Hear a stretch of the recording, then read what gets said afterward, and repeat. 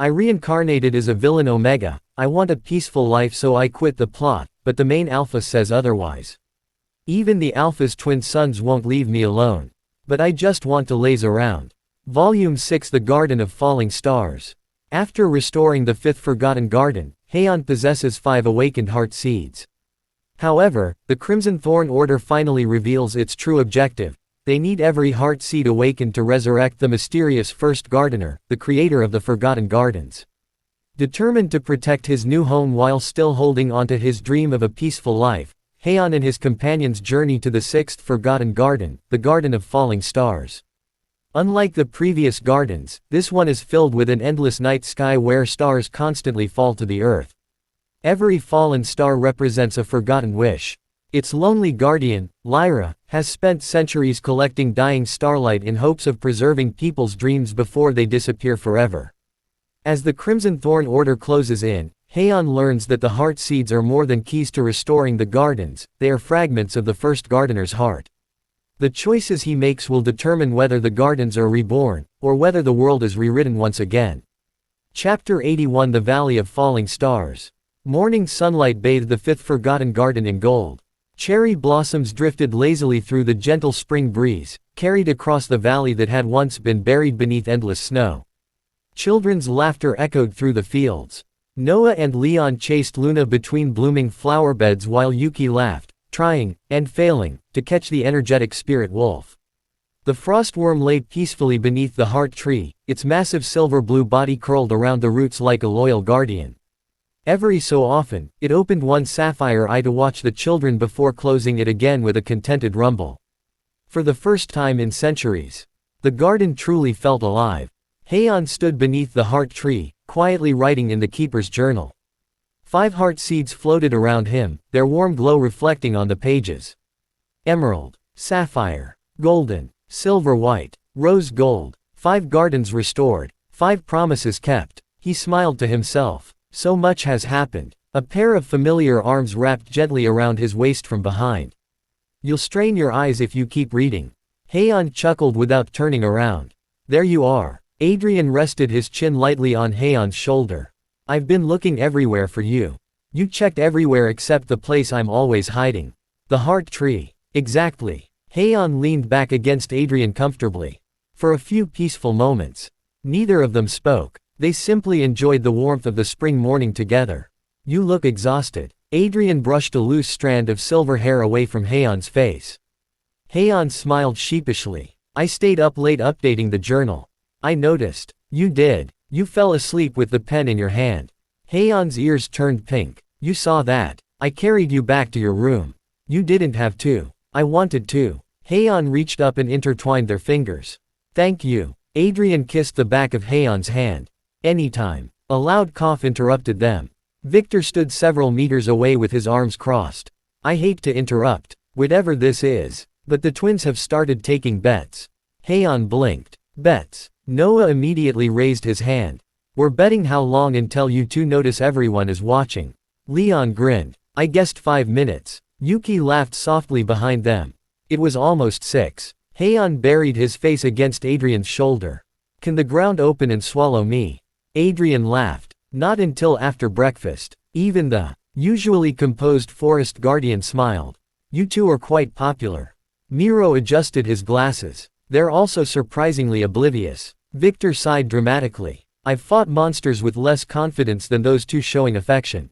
Everyone burst into laughter. After breakfast, the group gathered beneath the restored heart tree. The atmosphere slowly became quieter. Yuki looked at Haon. So, you're leaving today? Haon nodded gently. The next garden is waiting. I know. Yuki smiled, though sadness lingered in his eyes. I'll miss everyone. Before Haon could answer, Noah and Leon rushed forward and hugged Yuki tightly. We'll visit again. Next time we'll bring snacks. Yuki laughed. It's a promise. The frostworm lowered its great head before Haon and Adrian. The seasons have returned because of you. I cannot leave this garden. But know that it will always welcome the keeper and his companions.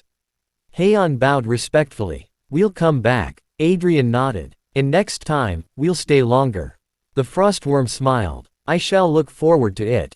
The 5 heart seeds suddenly began to glow. One after another, they rose into the air. Golden threads of light intertwined before stretching toward the boundary. A new path had appeared. Miro looked at the shimmering road. The sixth forgotten garden has accepted us. The forest guardian's expression grew thoughtful. The garden of falling stars. I haven't seen its sky in a very long time. The flower gate slowly opened. Beyond it, spring disappeared. Darkness stretched endlessly ahead. Not an empty darkness. A beautiful one. Countless stars filled the heavens, shining brighter than anything they had ever seen. Shooting stars drifted gently across the sky like glowing snow. The air itself sparkled. No's eyes widened. Whoa, it looks like the universe came down to earth. Haon instinctively reached for Adrian's hand. Their fingers naturally intertwined. Adrian smiled. Nervous. A little. Good. Haon looked at him in surprise. You always squeeze my hand when you're nervous. Do I? You've been doing it since the second garden. Haon laughed softly. I didn't even realize. That's because you've gotten used to relying on me. And you've gotten used to spoiling me. I don't see the problem. I didn't say there was one. Victor walked past them with an exaggerated sigh. If you two finish flirting before the next garden, let the rest of us know. Noah grinned. I think they're cute. Leon nodded seriously. Very cute. Adrian smirked. See, we have supporters. Victor muttered under his breath. I regret teaching you confidence. As they stepped through the gate, the world changed. The scent of spring faded. A cool night breeze welcomed them. An endless valley unfolded beneath a sky where millions of stars slowly drifted like falling petals. Crystal rivers reflected the heavens. Blue flowers shimmered across the fields. Floating islands hung silently above the valley. It was breathtaking, yet, there was a loneliness hidden beneath its beauty. A single lantern glowed in the distance.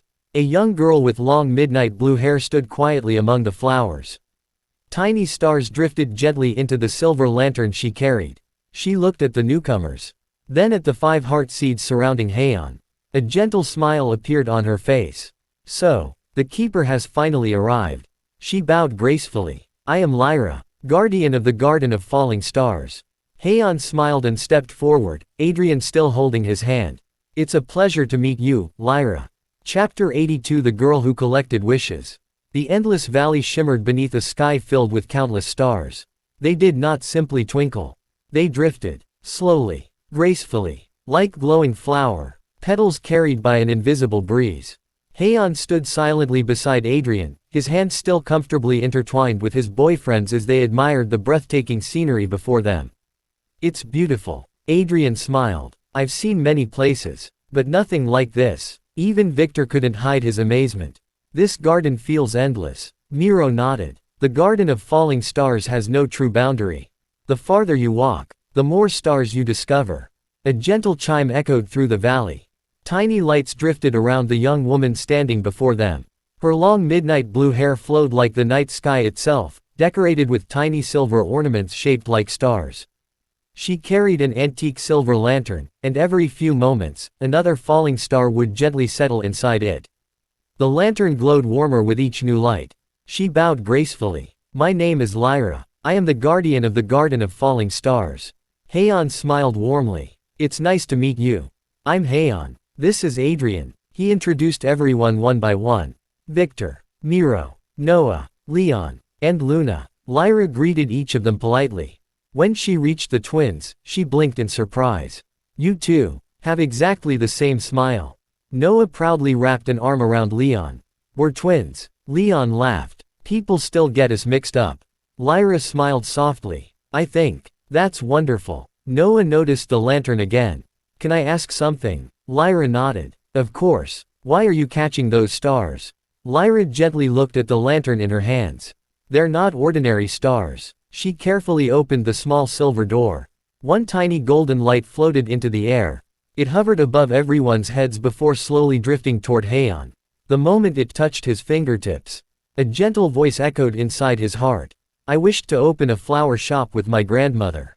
The tiny light flickered, then slowly dimmed. Haon stared quietly at the fading star.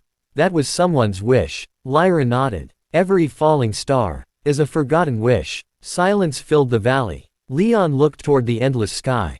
So, all those stars, Lyra followed his gaze, were once dreams. Noah frowned. Why are they falling? Lyra lowered her eyes. When people abandon their dreams. When promises are forgotten. When hope quietly disappears. Their wishes fall into this garden. She smiled sadly. If no one remembers them, they fade forever. Noah looked heartbroken. That's really sad. Before anyone could speak, Adrian gently squeezed Haon's hand. Haon looked at him. Adrian smiled. So let's remember them. Haon's expression softened. Yeah. He turned back to Lyra. You don't have to carry this burden alone anymore. Lyra froze. What? We'll help you. Noah raised his hand enthusiastically. I'll help too. Leon nodded. We all will. Victor sighed. I suppose refusing now would make me the villain. Miro smiled behind his glasses. That role has already been taken by someone else. Victor rolled his eyes. Very funny. Everyone laughed. Even Lyra covered her mouth to hide a small giggle. It was the first genuine laugh she'd shared in a very long time. For the next several hours, the group wandered through the valley together. Whenever another tiny star fell from the heavens, someone would carefully catch it. A blue one landed in Leon's hands. I wanted to become a teacher. I'll remember you. The star glowed brighter before flying into Lyra's lantern. Another star drifted toward Noah. I wanted to travel the world with my brother. Noah smiled brightly. I hope you did. Its light strengthened. One by one, every remembered wish began shining once more. Lyra stared at the lantern. They're brighter. Miro nodded. A wish remembered doesn't disappear. As evening, or what passed for evening beneath the eternal night, settled over the valley, they reached a vast crystal lake. The surface reflected the heavens so perfectly that it seemed like another sky lay beneath their feet. At its center stood a magnificent silver tree. Instead of leaves, thousands of tiny stars bloomed across its branches. The heart tree, Haon whispered. It was beautiful, but something felt wrong. Many branches were dark. Several star blossoms had already lost their light. Lyra's smile faded. It used to shine much brighter. Every night, more stars disappear. Before anyone could answer. Dong! A heavy bell echoed across the heavens. Unlike the gentle chime they had heard before, this sound was cracked, painful. The heart tree trembled violently. Several glowing blossoms fell into the crystal lake and vanished beneath its surface.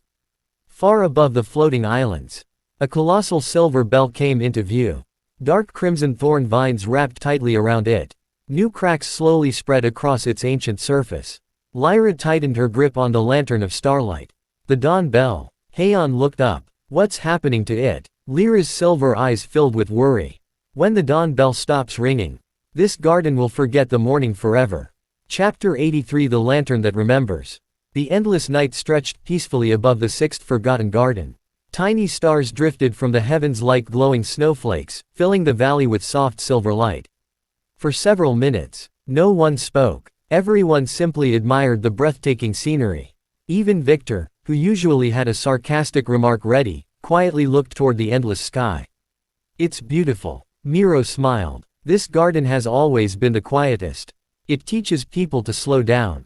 Haon felt Adrian gently squeeze his hand. You've been staring at the stars since we arrived. Haon laughed softly. I've never seen anything like this. Adrian smiled. Then don't just look. Remember it. Haon turned toward him. I intend to. Behind them, Noah and Leon were already chasing tiny lights drifting through the flowers. Leon, look. One little star landed on Noah's fingertip. Instead of burning, it felt warm. It tickles. Leon laughed. I think it likes you. Luna barked excitedly and jumped after another falling star. The glowing light floated just out of reach before gently resting on the spirit wolf's nose. Luna sneezed. The little star floated into the air again. Everyone laughed. Even Lyra. It's been a long time, she whispered, since this garden sounded so alive.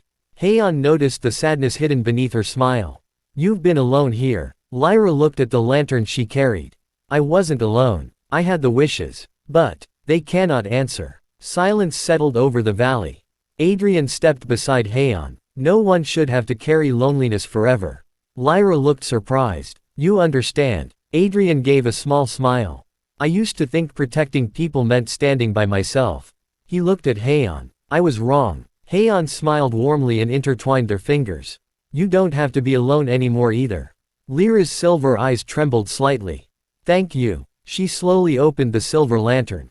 Warm golden light spilled into the night. Inside, hundreds of tiny stars floated peacefully. Each glowed with a different color. Noah carefully peeked inside. Whoa, it's like looking into the sky. Lyra gently lifted one glowing star. It belonged to a little girl. The tiny light floated toward the group. A cheerful voice echoed softly. When I grow up, I want to build a house where everyone can smile together. The wish slowly faded. Noah smiled brightly. I'll remember that. The tiny star suddenly shone much brighter than before. It circled Noah happily before returning to the lantern. Lyra gasped. It became brighter. Miro adjusted his glasses. So that's how it works. A forgotten wish regains its light when someone remembers it. Leon reached out as another blue star drifted into his hands. A quiet voice whispered, I wanted my little brother to stop crying. Leon smiled gently. I hope you succeeded. The blue star sparkled brilliantly before returning to the lantern. One by one, everyone began catching falling wishes. Victor listened to one without saying a word. A small green star whispered, I wanted to grow flowers. Victor looked away awkwardly. I'll remember. The star immediately glowed brighter. Noah grinned. I knew you had a soft side. I do not. You absolutely do. Victor sighed. I already regret saying anything. Everyone laughed again. Haon watched the lantern carefully. The more wishes they remembered, the brighter it became. Tiny silver patterns slowly appeared across its surface. It's changing. Lyra nodded. I've never seen it shine like this. Not since. She stopped speaking. Her smile faded. High above the valley, the enormous silver bell hanging between the floating islands suddenly rang. Dong. The sound echoed across the heavens. Unlike before, this time it sounded cracked. Painful. As though something inside it was breaking. The heart tree at the center of the valley trembled violently. Several glowing star blossoms lost their light and drifted into the crystal lake below. Lyra's face turned pale. No. She tightened her grip on the lantern. The dawn bell. Its cracks are spreading. Everyone looked toward the sky. Dark crimson vines wrapped tighter around the ancient bell. More fractures slowly spread across its surface. Miro's expression became grave. If that bell falls, the garden itself may never see dawn again. Haon closed the keeper's journal. The 5 heart seeds surrounding him pulsed together. Then, for the first time since entering the 6th garden, a 6th empty space appeared within the journal. Waiting, silent, as if calling to them. Haon looked toward the towering dawn bell. Then that's where we have to go. Adrian stepped beside him without hesitation. Together, Haon smiled. Always. Far above them, hidden among the floating islands, a pair of crimson eyes quietly watched the keeper's party. The shadow smiled. They've arrived, and right on schedule. Chapter 84 A Sky That Never Sees Dawn. The echo of the dawn bell lingered long after its mournful chime faded into the endless night. Dong. The sound rippled through the garden like a silent wave. Across the crystal lake, countless star blossoms dimmed for a brief moment before slowly regaining their glow. No one spoke. The atmosphere had changed. The garden no longer felt merely lonely. It felt afraid. Lyra clutched the lantern of starlight tightly against her chest. The cracks are spreading faster. Haon looked up at the massive silver bell suspended between the floating islands. Dark crimson vines coiled around its ancient surface like living serpents. Every pulse from the vines caused another fracture to spread. How long has this been happening? Haon asked gently. Lyra lowered her gaze. I don't know. I stopped counting after the first 100 years.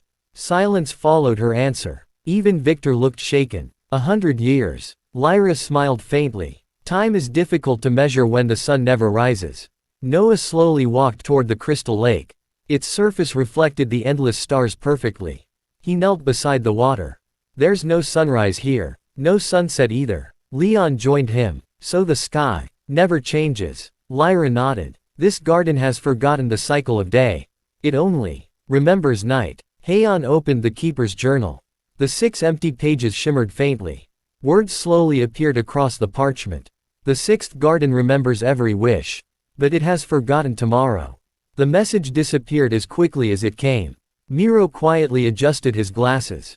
The journal is telling us the garden's wound. Adrian rested a reassuring hand on Haon's shoulder. And every garden we've healed has taught us the same thing. Haon smiled. It isn't enough to restore the heart tree. We have to heal the hearts connected to it. Adrian nodded. And we'll do it, as always. Haon looked at him with a warm smile. I'm glad you're here. Adrian chuckled. You'd have to try very hard to get rid of me. Victor sighed dramatically. Can you two stop being adorable for 5 minutes? Noah grinned. I don't think they can. Leon nodded. It's probably impossible. Haon laughed while Adrian simply smiled, completely unbothered. Lyra watched them quietly. You're all very close. We're family, Noah answered without hesitation. The word lingered in the cool night air. Family. Lyra looked down at her lantern. I don't remember what that feels like. The group fell silent. Without thinking, Haon stepped closer. He gently placed a hand over the lantern she carried. Then, until you remember, let us share ours. Lyra stared at him. Her silver eyes shimmered. No words came, only a tiny smile, one far brighter than before. The lantern of starlight suddenly glowed. Dozens of tiny wish stars floated into the air, circling everyone. Each released a soft whisper. Laughter, promises, dreams, songs, memories. For a few precious moments, the garden sounded alive. Then, dong, the dawn bell rang again. This time, the sound was violent. The floating islands trembled. The crystal lake rippled wildly. A powerful gust swept through the valley. Everyone instinctively shielded their eyes. When the wind settled, several of the floating islands had moved. The path through the sky was gone. Miro's expression darkened. The star paths have shifted. Victor looked upward. So climbing straight to the bell isn't an option anymore. No, Lyra answered quietly. The islands never stay in the same place after the bell cries. Haon looked toward the distant heavens. There has to be another way. There is. Everyone turned toward Lyra. She pointed toward the far edge of the valley. Hidden beneath the starlit mist stood a towering silver observatory, its dome covered in glowing constellations. Its name is the Celestial Observatory. The ancient keepers once used it to navigate the star paths. No one has entered it. Since the dawn disappeared, the keeper's journal pulsed warmly. A new line appeared beneath the previous message. Seek the observatory. Only those who understand the stars may reach the dawn bell. Haon closed the journal. A determined smile appeared on his face. Then that's our next destination. Adrian stepped beside him, their shoulders brushing together. Lead the way. High above them, beyond the drifting islands, the crimson vines around the dawn bell tightened once more. Hidden within the darkness, the mysterious watcher smiled. The keeper is finally walking the path we prepared. Chapter 85 The Celestial Observatory. The path to the Celestial Observatory stretched quietly beneath an endless sky. Unlike the flower-filled valley behind them, this part of the sixth garden was silent. No wishes drifted through the air. No glowing flowers bloomed beside the road. Only ancient white stone pathways, polished smooth by countless years, led toward the distant observatory. Its crystal dome shimmered beneath the stars. Noah looked around nervously. It's too quiet. Leon nodded. I like the valley better. Luna stayed unusually close to the twins, her ears standing alert.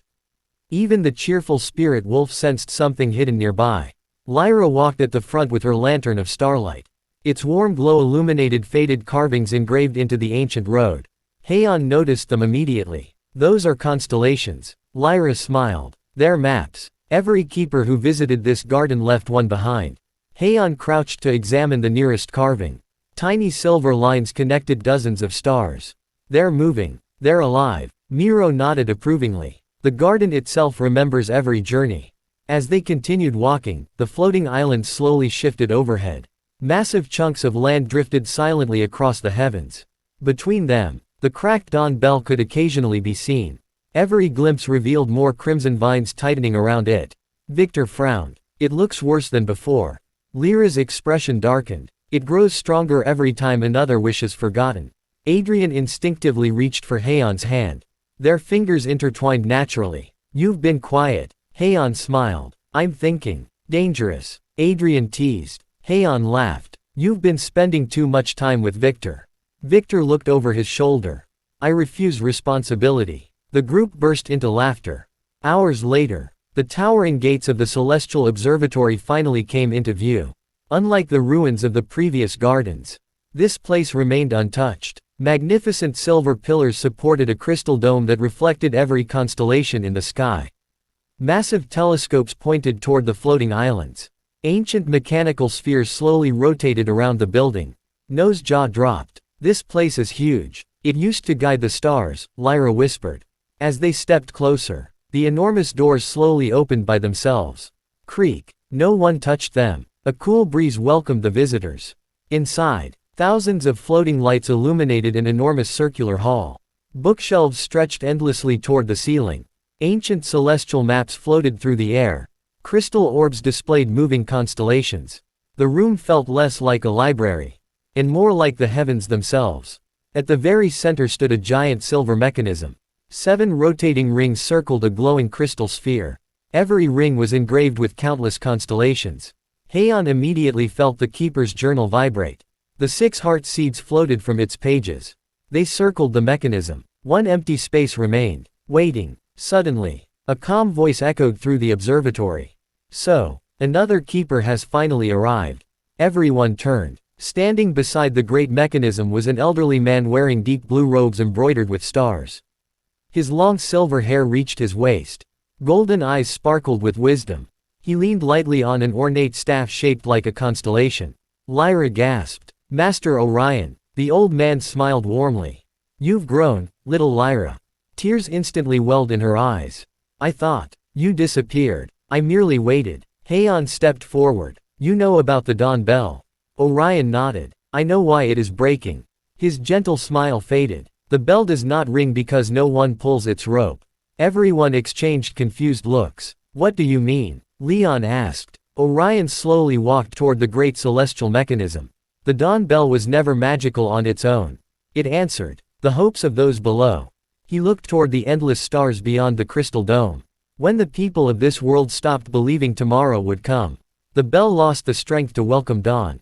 Silence filled the observatory. The keeper's journal suddenly opened by itself. Golden words appeared across the pages. Hope is not born from miracles. Miracles are born because someone still hopes. Haon quietly read the words aloud. Orion smiled. The journal has accepted you. Before anyone could ask another question, a violent tremor shook the entire observatory. The floating books crashed against the shelves. The celestial mechanism slowed. Outside, the floating islands violently shifted. The cracked dawn bell released another deafening cry. Dong! This time, a massive piece of the bell broke away. It fell from the heavens like a burning star. Everyone rushed toward the crystal windows. Far below, the fragment crashed into the valley. The impact sent crimson energy spreading across the 6th garden. Star blossoms withered instantly. Lyra's lantern flickered. The warm lights inside dimmed. Orion's expression became grave. We're out of time. He turned toward Haon. If the dawn bell falls completely, the 6th garden will disappear forever. Chapter 86 The Constellation Trial. The celestial observatory trembled as another fragment of the dawn bell shattered from the heavens. The deafening sound echoed through every corner of the 6th garden. Dong! For a brief moment, even the stars stopped falling. Inside the observatory, the great celestial mechanism slowed until its 7 rings came to a complete stop. The brilliant blue crystal at its center dimmed. Master Orion sighed quietly. The observatory is losing its connection. Lyra clutched her lantern. If it goes dark, the star paths will disappear forever. Haon stepped toward the enormous orrery. The 6 heart seeds surrounding him began circling faster. The keeper's journal opened by itself. Golden words slowly appeared. The stars do not choose the worthy. They answer those who understand one another. The page shimmered before revealing another sentence. Begin the constellation trial. The entire observatory suddenly awakened. The 7 silver rings rotated once more. Ancient gears echoed through the hall. One by one, the floating constellations descended from the ceiling. Instead of remaining drawings, they transformed into glowing pathways of starlight. No's eyes sparkled. They're moving. Leon pointed upward. The stars are becoming bridges. Master Orion smiled. The constellation trial. The final keepers completed it long ago. Haon looked around. What kind of trial is it? Orion rested both hands on his staff. It is not a test of strength. It is a test of trust. The floor beneath everyone dissolved into countless stars. 7 separate bridges of light appeared. Each led toward a different constellation suspended in the endless sky. A calm voice echoed throughout the observatory. Choose. Victor frowned. There are 7 paths. But only 6 of us. Miro adjusted his glasses. Not quite. He looked toward Luna. There are 7 companions. Luna barked proudly. The celestial voice spoke again. No one walks alone. Pairs of light suddenly connected everyone. Golden threads wrapped gently around them. Haon and Adrian. Noah and Leon. Victor and Luna. Lyra and Miro. Everyone blinked. Wait. Victor looked toward Luna. I got paired with the wolf. Luna happily wagged her tail. Noah burst into laughter. I think Luna likes you.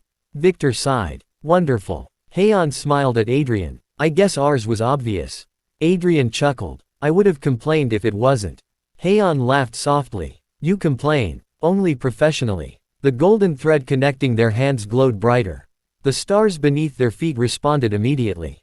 Master Orion watched quietly. The observatory recognizes hearts already connected. It doesn't create bonds. It reveals them. Lyra looked at the lantern in surprise. Then, that's why the wishes became brighter. Orion nodded. Hope shared. Between people always shines stronger. The observatory doors suddenly slammed shut. A deep rumble echoed overhead. The celestial mechanism projected an enormous constellation across the ceiling. 7 stars glowed brightly. One after another. 6 lit up. The 7th remained dark. Master Orion's expression grew serious. The final constellation has been incomplete for centuries. Haon looked at the dark star. What does it represent? Orion smiled sadly. Tomorrow. Silence filled the observatory. When the dawn bell stopped ringing, the constellation of tomorrow disappeared. The keeper's journal pulsed violently. The empty 6th heart seed slot emitted a soft silver light. It floated toward the dark constellation. But before it could reach it, a blast of crimson energy erupted from outside. Boom! The observatory shook violently. Cracks spread across the crystal dome. Everyone rushed toward the windows. Far above, the crimson vines surrounding the dawn bell writhed like living creatures. And standing atop the fractured bell was a cloaked figure, its face hidden beneath a hood. Only 2 crimson eyes glowed in the darkness. The mysterious figure slowly raised one hand. The vines answered immediately. Another violent crack split the bell. Master Orion tightened his grip on his staff. So you've finally revealed yourself. Haon stared at the hooded figure. You know them. Orion's voice became unusually heavy. That is the one who has been feeding the garden despair. The crimson-eyed stranger looked directly at Haon. Then, a chilling smile appeared beneath the hood. You've arrived exactly as fate predicted. Chapter 87 The First Star Path. Silence filled the celestial observatory. The crimson-eyed figure stood atop the fractured dawn bell, overlooking the entire 6th garden like a ruler watching pieces on a chessboard.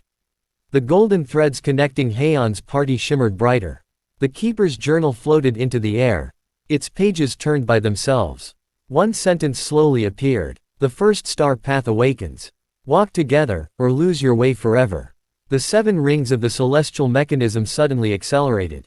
Golden starlight burst outward. The observatory trembled violently. The floating constellations rearranged themselves.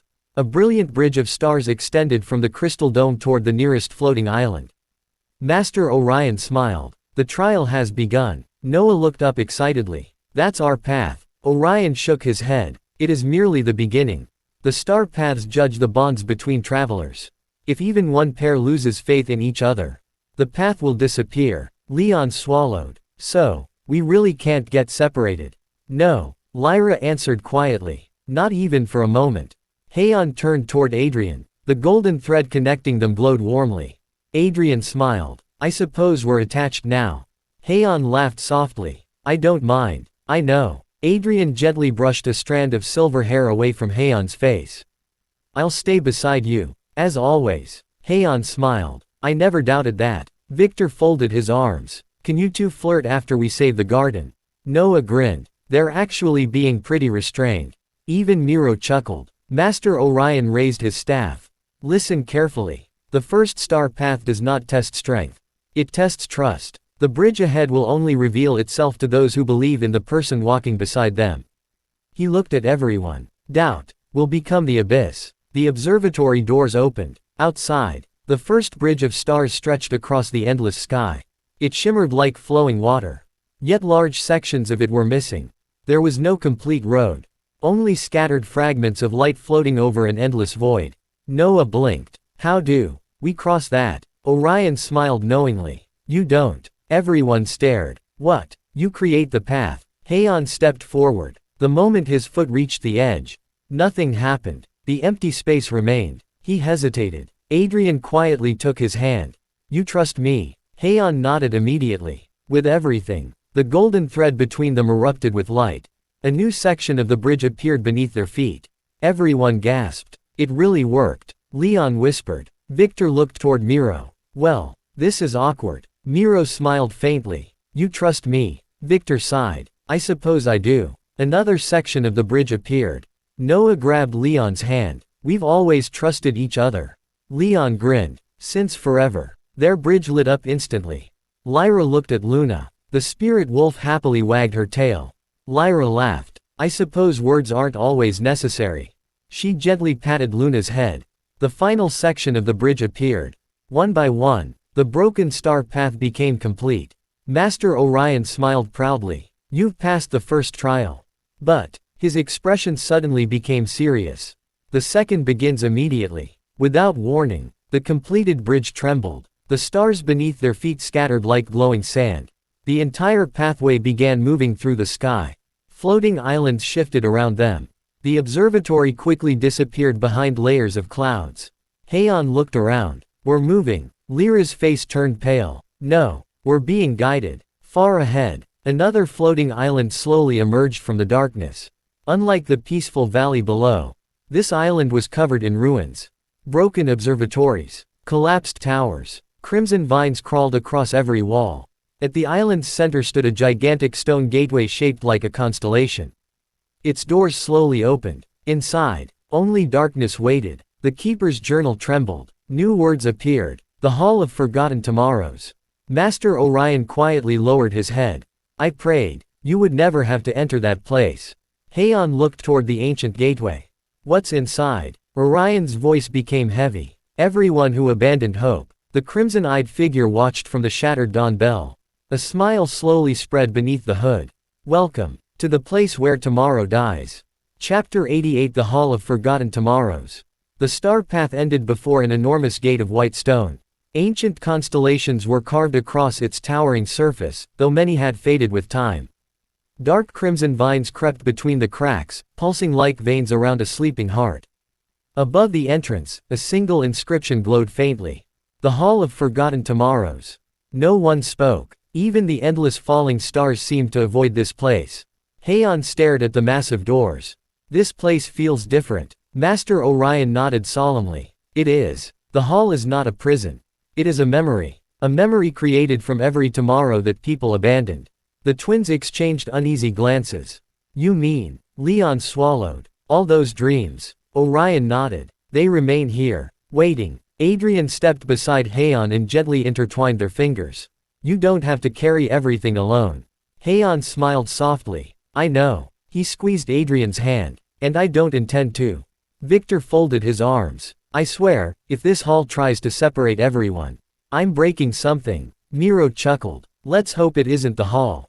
With a deep rumble, the enormous doors slowly opened. Creak. A cold breeze drifted outward. Beyond the entrance stretched an endless corridor lined with countless floating mirrors. Each reflected a different future. Some joyful, some heartbreaking, some completely empty. Lyra lowered her lantern. These are tomorrow mirrors. They show the futures people stopped believing in. Noah wandered closer to one. Inside it, he saw himself much older, standing proudly beside Leon as they rebuilt a village together. The image smiled, then shattered into silver dust. Why did it disappear? Lyra answered quietly. Because its owner gave up. Leon stopped before another mirror. A young teacher smiled warmly while children surrounded him.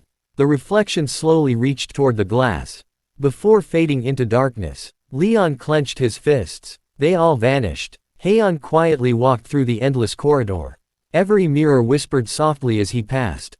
I wanted to become an artist. I wished to see the ocean. I wanted to tell my family I loved them. Thousands. No. Millions of forgotten tomorrows echoed through the hall. The keeper's journal trembled. Its pages turned by themselves. Golden words appeared. A tomorrow forgotten. Is not a tomorrow destroyed? At that exact moment, the mirrors began glowing, one after another. Every reflection turned toward Haon. Not with anger, not with sadness, but with hope. The entire hall shimmered. Then, a single mirror at the far end remained dark. Unlike the others, it reflected nothing, only Haon, standing completely alone. No Adrian, no twins, no friends, no gardens, only silence. Haon stopped walking. What is this? Master Orion's expression changed. Do not touch that mirror. Too late. The dark mirror rippled like water. A pale hand slowly emerged from its surface. It reached toward Haon. Adrian reacted instantly. Without hesitation, he pulled Haon behind him and drew his sword. The shadowy hand froze, then withdrew back into the mirror. The glass cracked. A low whisper echoed throughout the hall. The keeper has finally arrived. The crimson-eyed figure's laughter echoed from somewhere deep within the endless corridor. So, you chose to enter. Welcome to the place where abandoned futures become monsters. The hall shook violently. Every mirror shattered at once. Countless shards rose into the air, transforming into glowing pathways leading deeper into the darkness. The keeper's journal emitted a brilliant silver light. A new message appeared. The second star path has awakened. Haon looked at his companions. No fear remained in his eyes. Only determination. We're going together. Adrian smiled and took his hand once more. As always, the entire group stepped forward together, disappearing into the shimmering maze of broken tomorrows. Far ahead, something ancient slowly opened its eyes. Chapter 89 The Monster Born from Tomorrow. The endless maze of shattered mirrors stretched farther than anyone could see. Every broken shard reflected a different future. Some were joyful, others were filled with regret. Some reflected nothing at all. Haon tightened his grip on Adrian's hand. We stay together, no matter what. Adrian smiled gently. Always. The golden thread connecting them shone brighter than ever. As the group stepped deeper into the Hall of Forgotten Tomorrows, the mirrors began whispering. Turn back. It's too late. Tomorrow never comes. The voices overlapped until they became an overwhelming chorus. Noah covered his ears. Make them stop. Leon immediately wrapped an arm around his twin's shoulder. They're only trying to scare us. Noah took a deep breath. You're right. The whispers around them weakened. Master Orion raised his staff. These voices feed on doubt. The more you fear them, the stronger they become. Victor cracked his knuckles. So the solution is simple.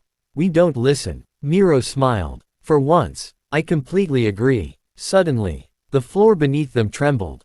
The shattered mirrors floated into the air. One by one, they fused together into a towering figure. Thousands of broken reflections formed its body. Its eyes glowed with deep crimson light. Every movement echoed with countless forgotten voices. We were abandoned. No one remembered us. Tomorrow never came. Lyra stepped back. A mirror wraith. Master Orion's expression hardened. No, this one is far older. It is the monster of forgotten tomorrows. The creature raised one enormous arm. A storm of glass shards rained toward the group. Adrian instantly moved in front of Haon. His sword flashed. Clang. A brilliant golden barrier erupted around everyone. The shards shattered harmlessly. Haon looked at Adrian. You blocked all of that.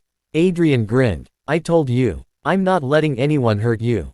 Haon's cheeks warmed. Victor sighed dramatically. Even now. Noah laughed despite the danger. They're hopeless. The monster roared. Its body split into dozens of mirror copies.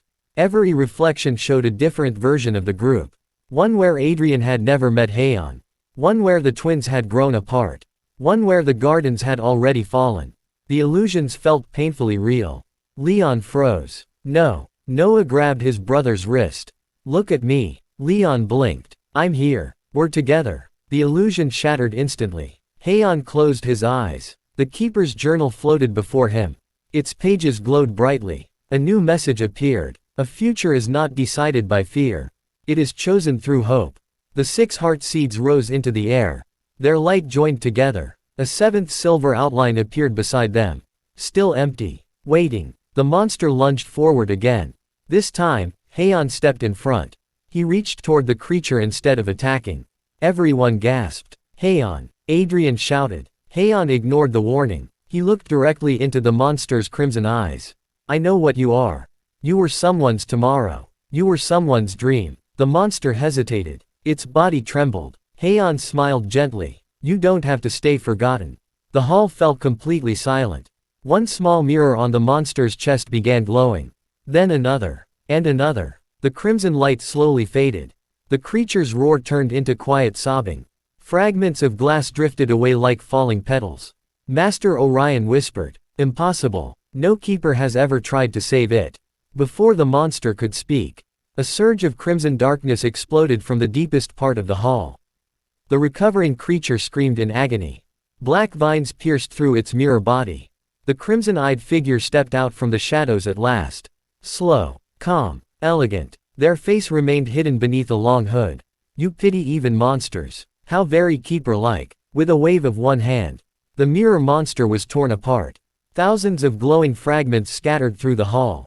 The mysterious stranger turned toward Haon. Then let us see whether your hope can save me. The keeper's journal trembled violently. A final line appeared across its pages. The third star path has awakened. Haon met the stranger's crimson gaze without looking away. This ends here. The stranger smiled beneath the hood. No, it has only just begun.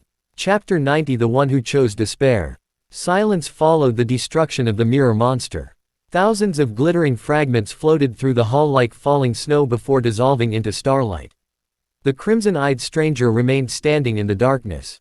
His hood concealed most of his face, but the faint smile beneath it carried neither joy nor anger. Only sorrow. Haon stepped forward. Adrian instinctively reached for his arm. Be careful. Haon nodded. I will. But I have to hear him. Adrian remained beside him anyway. If you walk forward, I'm walking with you. Haon smiled. I know. Their hands remained intertwined. The stranger watched them quietly. Interesting. You still choose each other. Victor folded his arms. Is there a point to all this talking? If you're our enemy, just say it. The hooded man chuckled softly. I was. Once. Master Orion's eyes widened. No, it can't be. The stranger slowly lowered his hood. Everyone froze. Long silver hair. Gentle features. Crimson eyes clouded with centuries of grief. Around his neck hung an old keeper's pendant.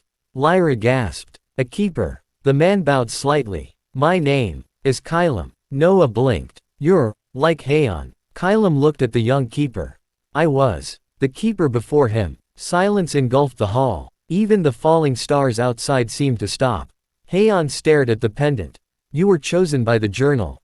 Kylam nodded. I restored gardens. I gathered heart seeds. I believed hope could save this world. His smile slowly disappeared. Until the day hope abandoned me. The hall responded to his emotions.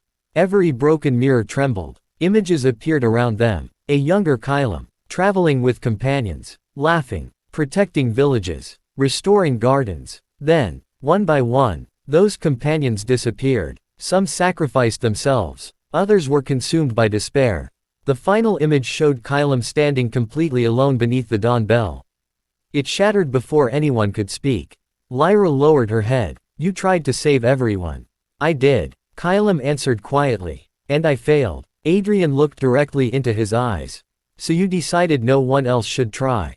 Kylam met his gaze. I decided. No one else should suffer what I did.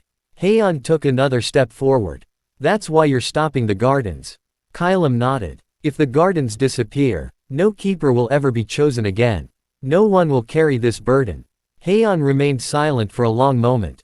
Finally, he smiled gently. You're wrong. Kylam frowned. I've suffered. I've been afraid. I've wanted to run away. Haon looked toward Adrian, then Noah, Leon, Victor, Miro, Lyra, Luna. But I was never alone. The golden threads connecting everyone shone brilliantly. Kylam watched the glowing bonds. His expression wavered. Those bonds, they won't last. They always disappear. Adrian immediately tightened his grip on Haon's hand. Not ours. Victor smirked. I'd like to see him try. Noah grinned. We're not going anywhere. Leon nodded. We're family. Lyra lifted the lantern of starlight. And hope grows brighter when it's shared. For the first time, the crimson light surrounding Kylam flickered. His eyes trembled. Family. He whispered the word as though he had forgotten how it sounded. Suddenly, black vines erupted from the shattered floor. They wrapped around Kylam's arms and chest. He grimaced in pain. So, it finally claims me. The vines pulsed violently. A cold, unfamiliar voice echoed throughout the hall. Hope is weakness. Everyone looked around. The voice did not belong to Kylam. It came from somewhere far beyond the hall. Far beyond the dawn bell. The crimson vines tightened further. Kylam cried out in agony. They're controlling him, Lyra shouted. Master Orion slammed his staff against the floor. The vines have become his prison. The keeper's journal burst open. The 6 heart seeds floated into the air. The outline of the 7th seed glowed brighter than ever. Golden words appeared across the pages. To save the garden, the fallen keeper must first be saved. Haon looked up at Kylam. There was no hesitation in his voice. We're saving him. Adrian smiled proudly. I never expected a different answer. Far beyond the hall, hidden within the endless darkness beyond the floating islands, something immense slowly opened a pair of ancient golden eyes. A deep voice echoed through the void. The true keeper has finally appeared. Chapter 91. The light that reached a broken heart. The crimson vines tightened around Kylam's body. They coiled around his arms, his chest, even the keeper's pendant that once symbolized hope. Every heartbeat seemed to strengthen them. Kylam fell to one knee, struggling to breathe. Run. His voice trembled. Before it notices you.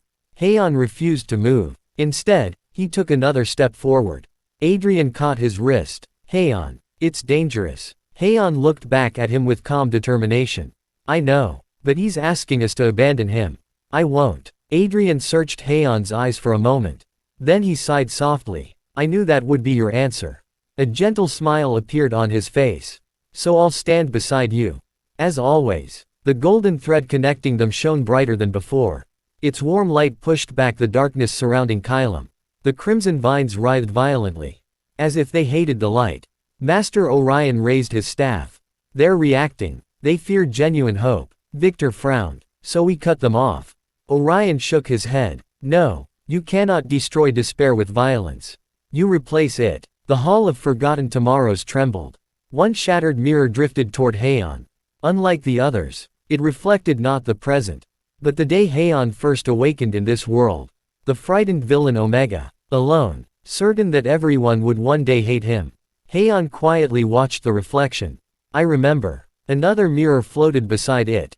It showed Adrian standing silently outside Haon's room every rainy night, making sure he was safe without asking for thanks.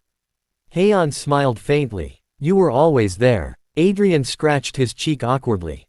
I wasn't very subtle. Everyone chuckled. A third mirror appeared. It showed Noah and Leon running through the gardens with Luna, laughing without a care. Then Victor and Miro arguing over tea. Then Lyra smiling beneath the starlit sky. One by one, the mirrors displayed every precious memory they had made together. Kylam stared at the reflections. Those memories. I had those too. His voice broke. I remember them now. The crimson vines suddenly tightened harder. They pulsed violently, trying to smother the memories before they could fully return. Haon slowly approached until only a few steps separated them. He extended his hand. Kylam, you said hope abandoned you. But, he smiled gently. Hope never left. You simply carried your pain alone for too long. Kylam's crimson eyes trembled. Alone. His voice cracked. I buried everyone. I couldn't save them. I couldn't protect anyone. Tears quietly rolled down his face. I failed. Haon knelt before him. You didn't fail. You loved them. And that's why losing them hurt. He placed a hand over Kylam's keeper pendant. But your story doesn't have to end here. The pendant emitted a faint golden light. One tiny crack appeared in the crimson vines. Then another. Then dozens. Master Orion's eyes widened. The keeper's blessing. It's responding. Far above the hall, the shattered dawn bell rang once. Not with despair, but with a faint, hopeful tone. Ding. The sound was soft, fragile, yet beautiful. Outside, a handful of star blossoms bloomed once more beneath the endless night. Lyra covered her mouth. The garden answered. Then, the hall shook with terrifying force. A deep voice echoed from beyond the floating islands. Enough. Every mirror exploded. The golden light vanished. The crimson vines expanded across the floor like a living sea. A colossal shadow appeared behind Kylam.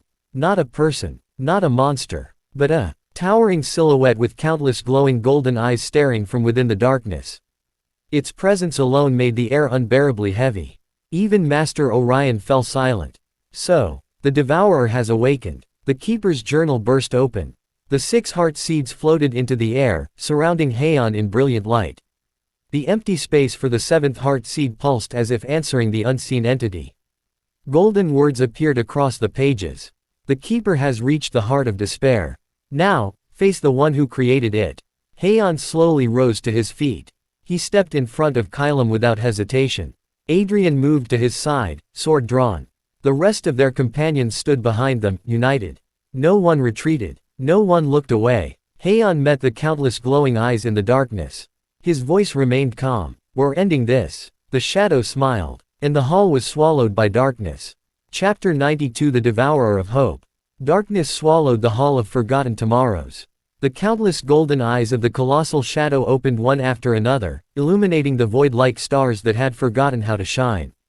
Its presence alone bent the air around it. The broken mirrors trembled. Even the floating islands outside the hall quaked beneath its awakening. Haon stood firm at the front of the group. The 6 heart seeds circled him in a radiant halo. Adrian remained at his side, sword raised, his golden eyes never leaving the towering silhouette.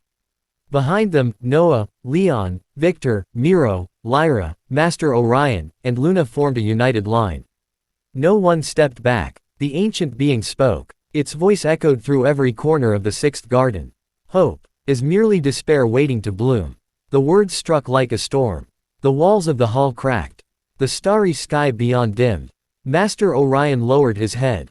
The Devourer of Hope, the oldest corruption to ever infect the gardens. Lyra tightened her grip on the lantern of starlight. I thought it was only a legend.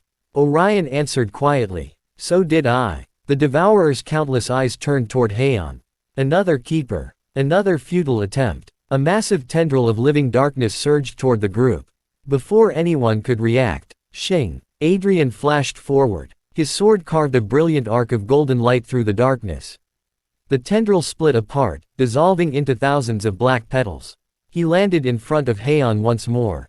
I told you. No one touches him. Haon smiled softly. I never doubted you. Victor smirked. They're flirting in front of the apocalypse. Noah laughed nervously. I think that's just who they are. The Devourer raised another shadowy limb. This time, dozens of tendrils burst from the floor. Each one reached for a different member of the party.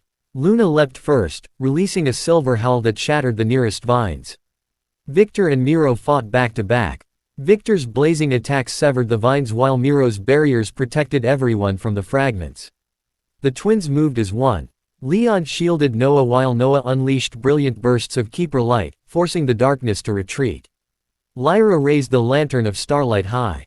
Golden wishes poured from it like a river of stars, pushing back the corruption around Kylam. Kylam struggled against the crimson vines. Don't. It wants your hope. Haon met his gaze. Then it chose the wrong people. The Keeper's journal burst open. Its pages turned rapidly. Ancient golden letters covered every page. Then, the journal floated above Haon. The 6 heart seeds aligned in a perfect circle. The empty place for the 7th heart seed glowed brighter than ever before. A voice unlike any before echoed gently from the journal itself. The 6th garden has witnessed compassion. The Keeper has chosen to save, not destroy. The final heart seed awaits its awakening. A tiny silver light appeared within the empty space. Not yet complete, but no longer empty. Everyone stared. It changed. Lyra whispered. Master Orion smiled through tears. The garden is answering him. The Devourer roared. For the first time, its calm voice became furious. No. The hall collapsed around them. Massive pillars crashed from the ceiling. Floating islands outside shattered apart. The cracked dawn bell rang wildly. Dong, dong, dong. Each toll spread waves of despair across the sky. The newly formed silver light flickered. Haon closed his eyes. He remembered every garden they had restored. Every smile they had protected. Every promise they had made together. He opened his eyes again. The tiny silver light steadied. Then grew brighter. The Devourer hesitated. Impossible. Adrian stepped beside Haon, gently placing a hand on his shoulder. You don't have to carry this alone. Haon smiled. I know. He looked back at everyone. One by one, each of them nodded. Family, friends, companions. No one would leave him to face the darkness by himself. The silver light expanded, illuminating the hall. For the first time in centuries, a single ray of dawn pierced the endless night of the sixth garden. Every star blossom bloomed at once. Kylam looked toward the sky, tears streaming down his face. Dawn. The Devourer's countless golden eyes narrowed. Its voice became cold once more. Then I shall erase the dawn itself. From the endless darkness behind it, a gigantic black gate slowly rose. Ancient symbols glowed across its surface. Master Orion's face turned deathly pale. No. It opened. Haon frowned. What is it? Orion whispered in horror. The gate beyond the gardens. The keeper's journal trembled violently. Its final message for the chapter appeared. When the gate opens, the true war begins. Chapter 93, The First Light of Dawn. The gate beyond the gardens loomed over the shattered hall like the entrance to another reality. Ancient runes glowed across its immense surface. With every heartbeat of the Devourer of Hope, the gate opened a little farther.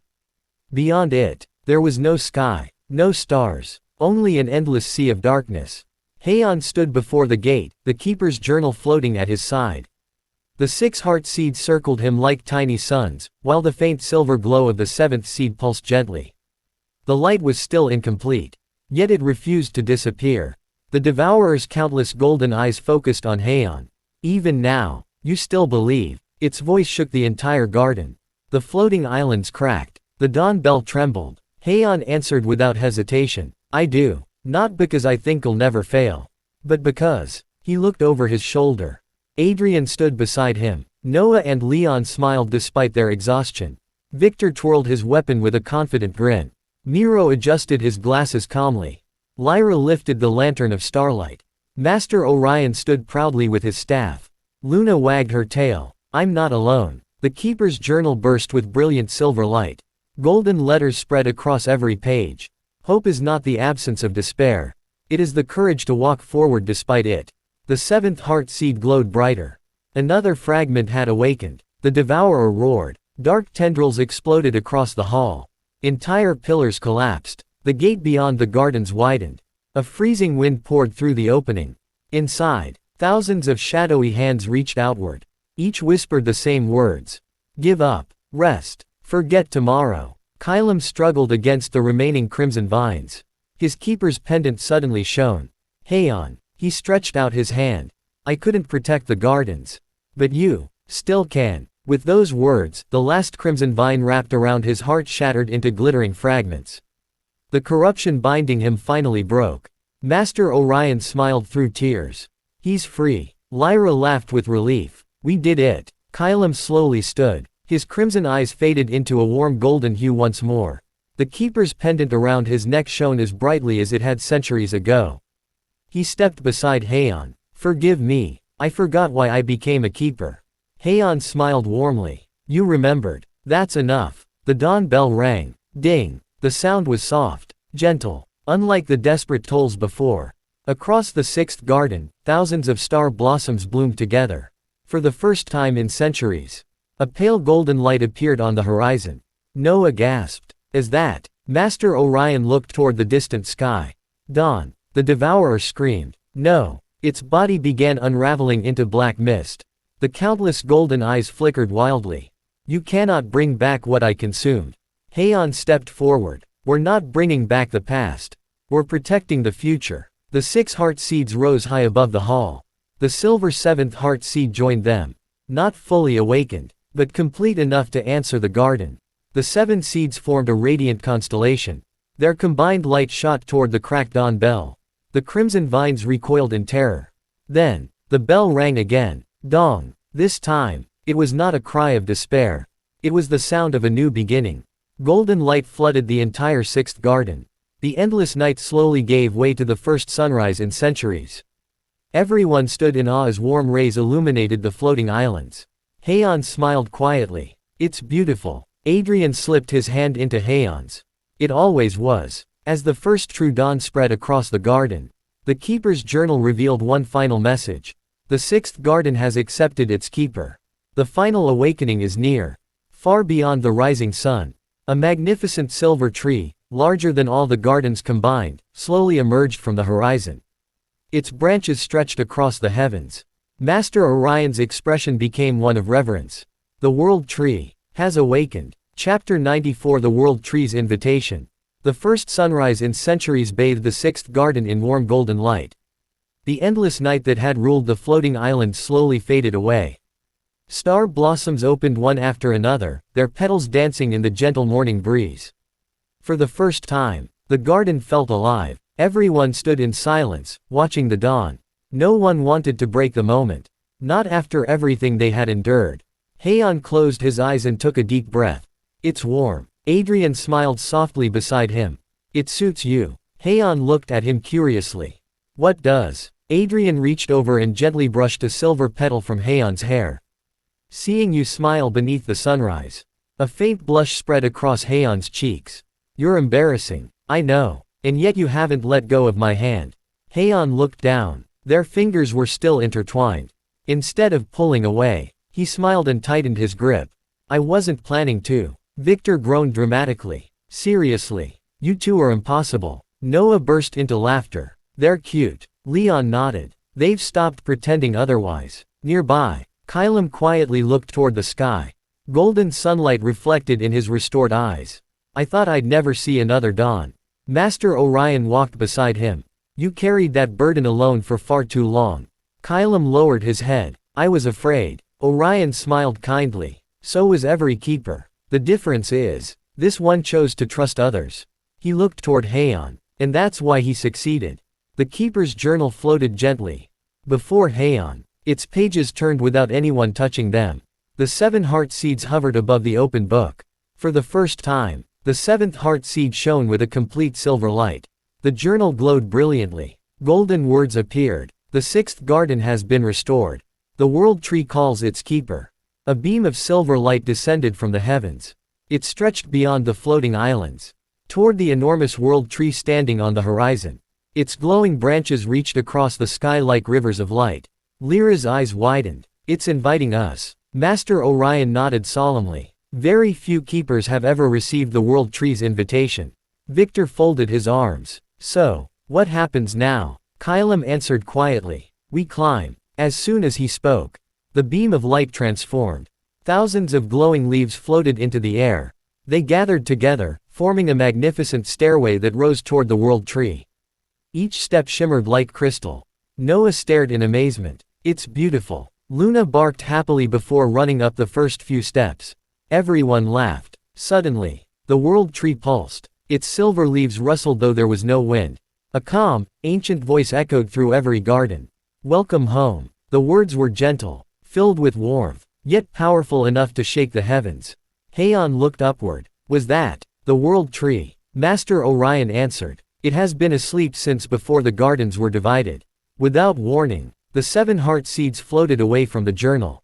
They circled high above the staircase before merging into a radiant constellation. 7 streams of light stretched toward the world tree. The entire sky transformed into an ocean of stars.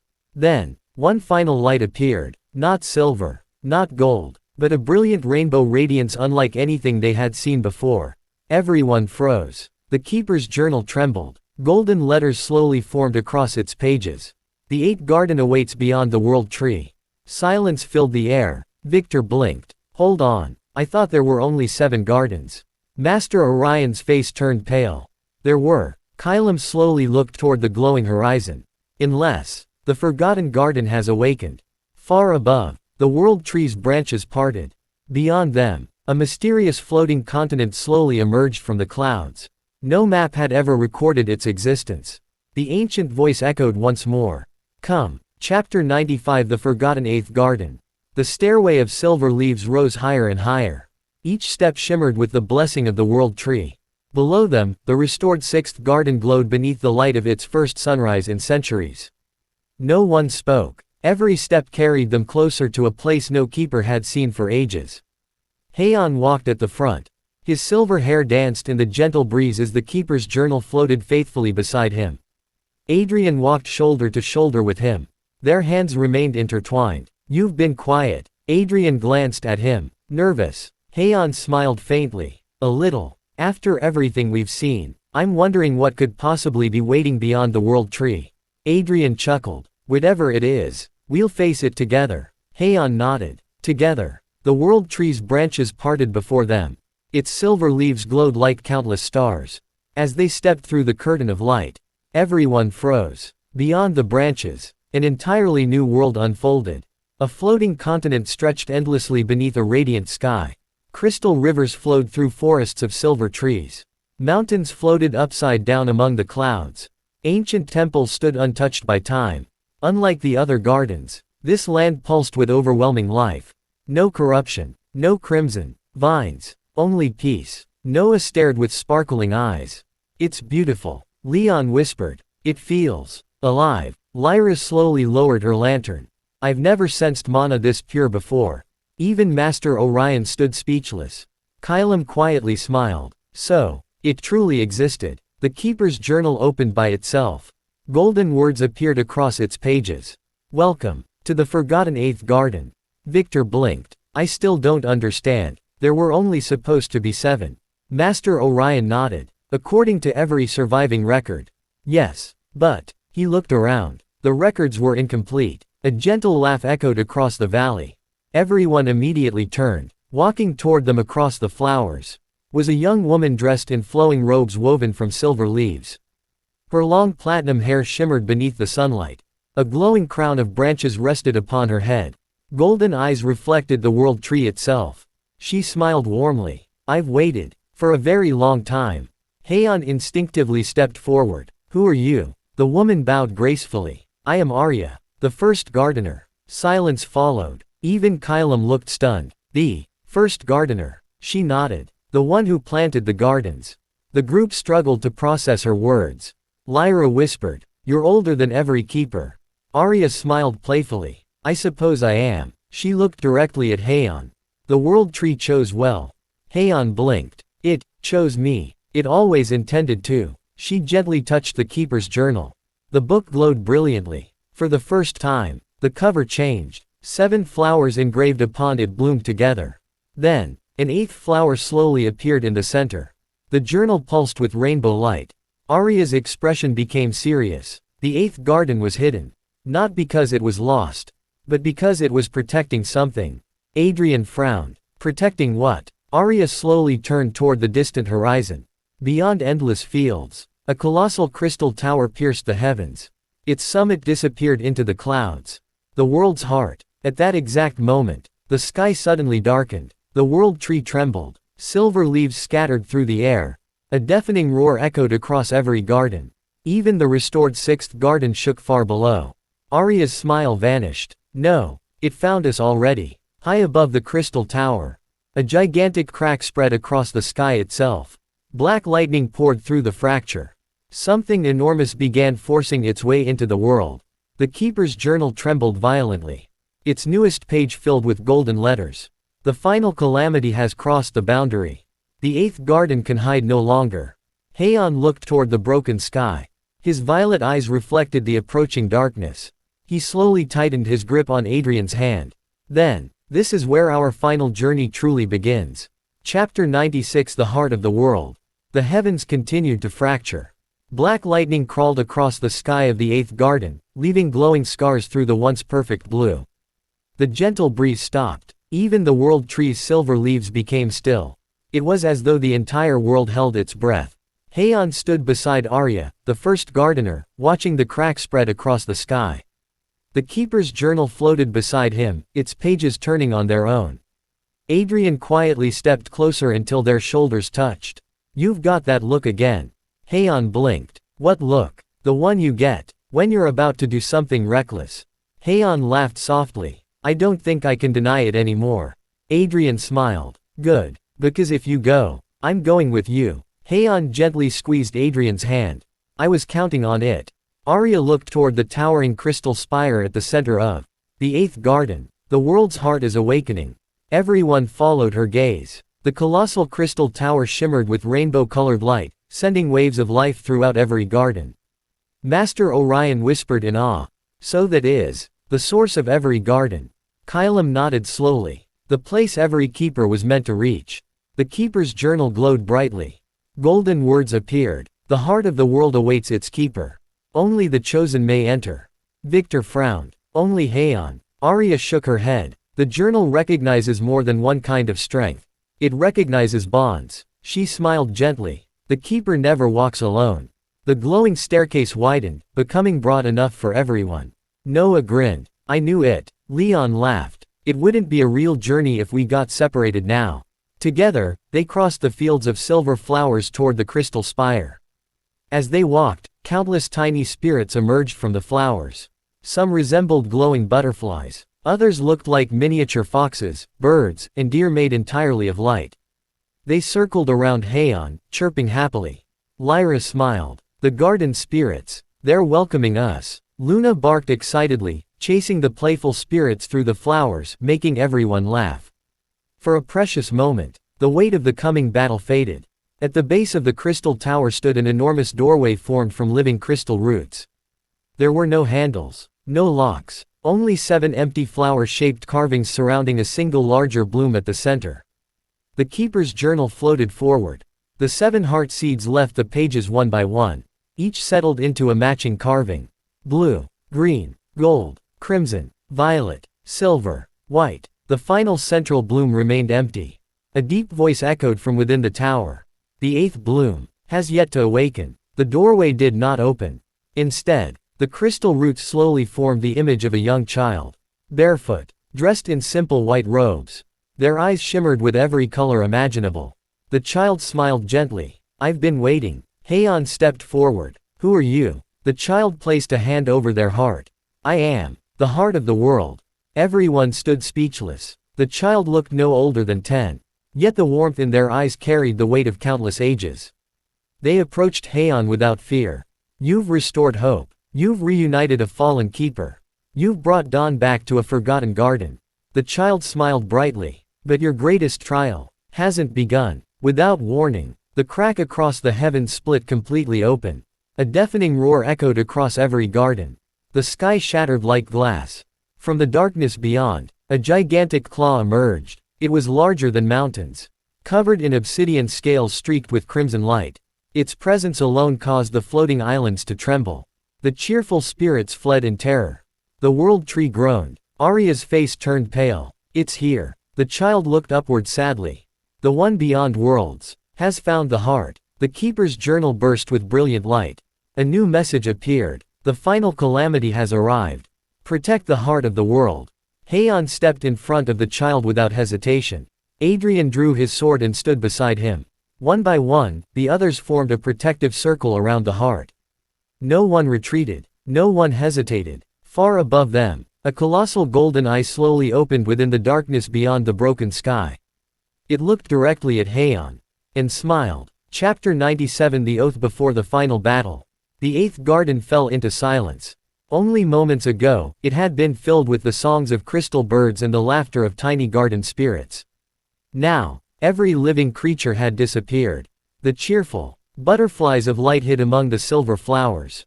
The crystal deer retreated into the forests. Even the world tree's leaves had stopped rustling. It was as if nature itself feared what had arrived. Above them, the heavens remained torn open. The colossal golden eye watched from beyond the broken sky. Patient, curious, hungry, Haon stood in front of the heart of the world. The child gently held the glowing crystal against their chest.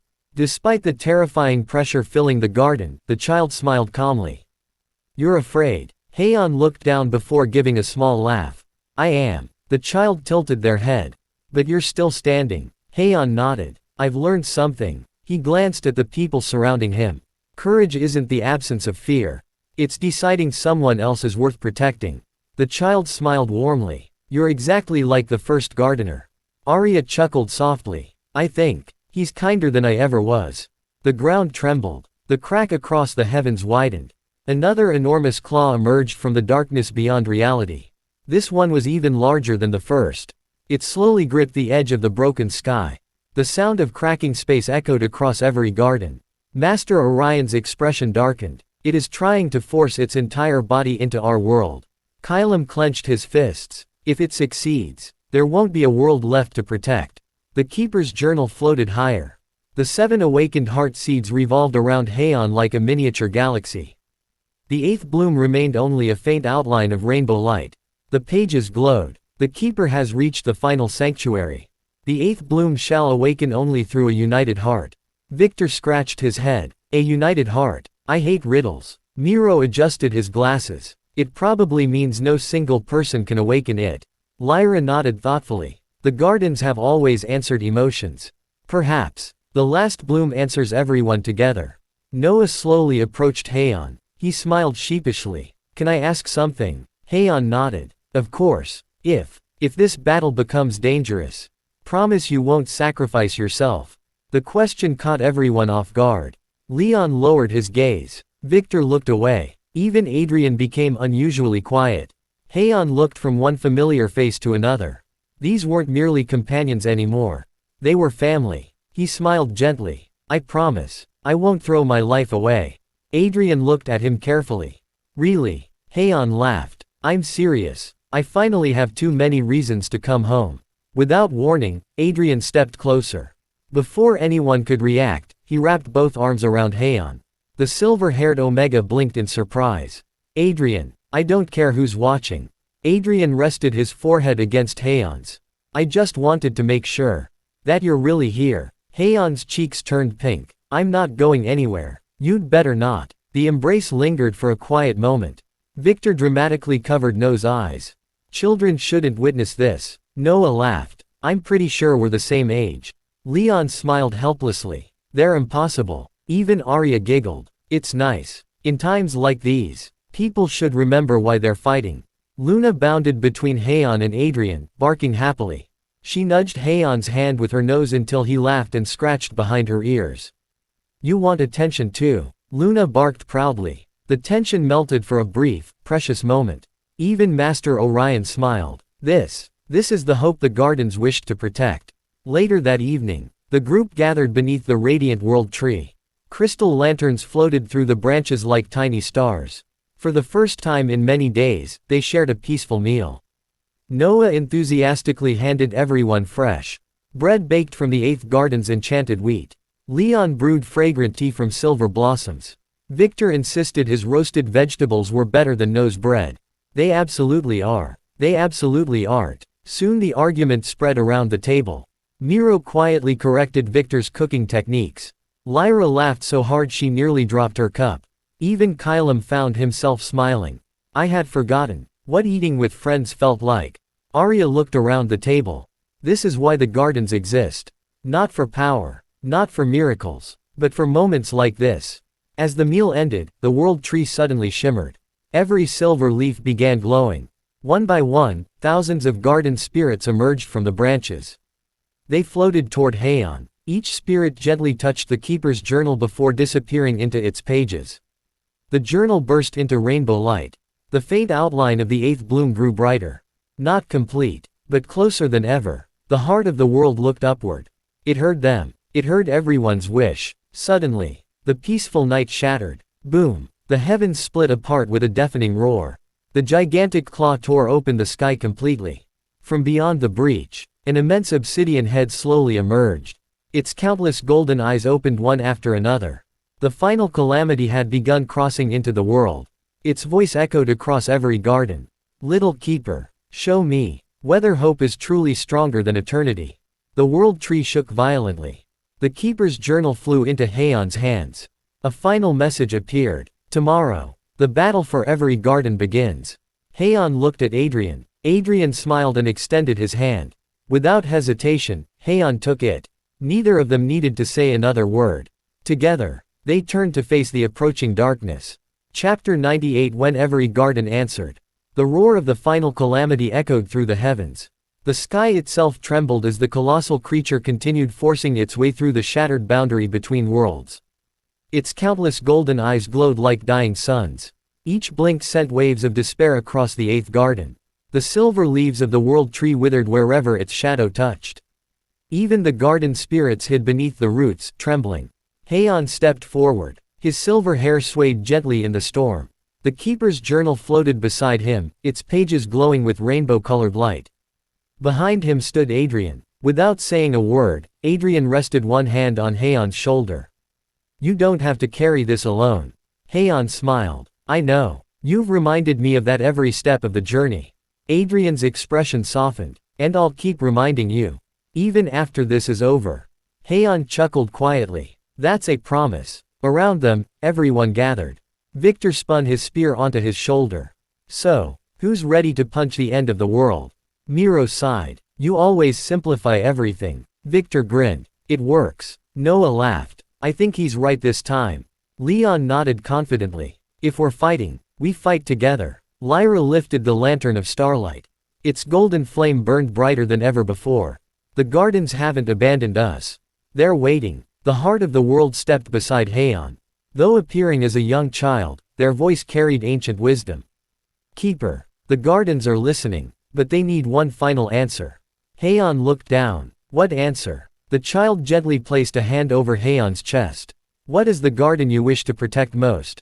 Silence fell. Haon closed his eyes. At first, he thought of the beautiful floating islands, the blooming flowers, the shining rivers. Then, those images quietly faded. Instead, he remembered Noah laughing with Leon, Victor and Miro arguing over dinner, Lyra smiling beneath the stars, Master Orion patiently guiding everyone, Kylum finally forgiving himself, Arya watching over the world tree, Luna happily chasing glowing butterflies, and Adrian, always reaching for his hand.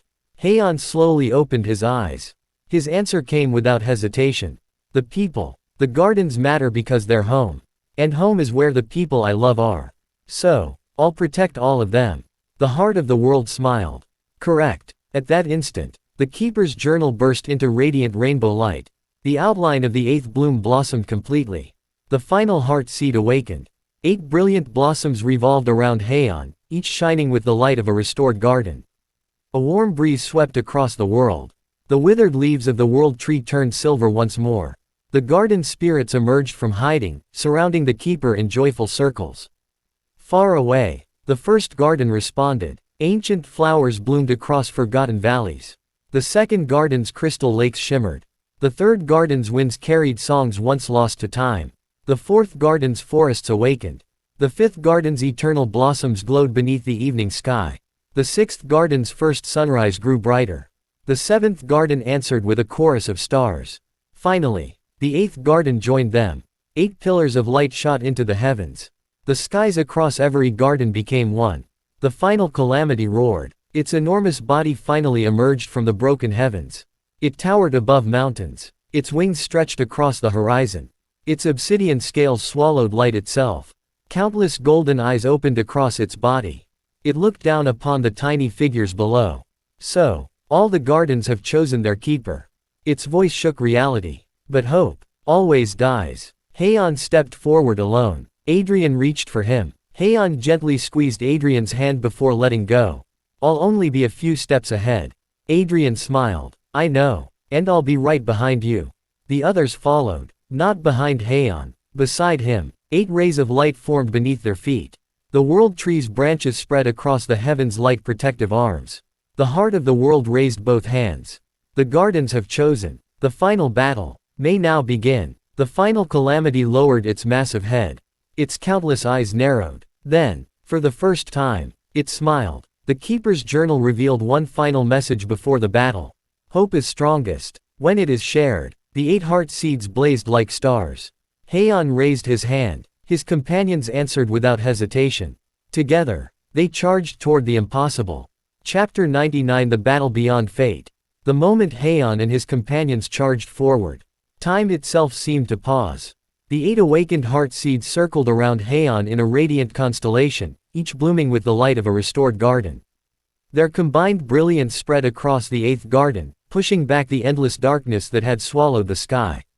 The final calamity watched silently. Its countless golden eyes reflected every garden, every keeper, every life that had ever existed. Then, it moved. One beat of its wings shattered mountains. The shockwave raced across the floating continent, ripping crystal forests from the ground and scattering silver leaves from the world tree. Adrian reacted instantly. Everyone. Golden barriers burst from his sword, shielding the group just as the storm struck. Boom. The impact sent everyone sliding backward. Haon caught himself before falling. That wasn't even an attack. Master Orion stared at the devastation. It merely moved. Victor whistled. Now that's unfair. Miro adjusted his glasses. Despite the chaos, complaining won't reduce its power. Victor grinned. No, but it makes me feel better.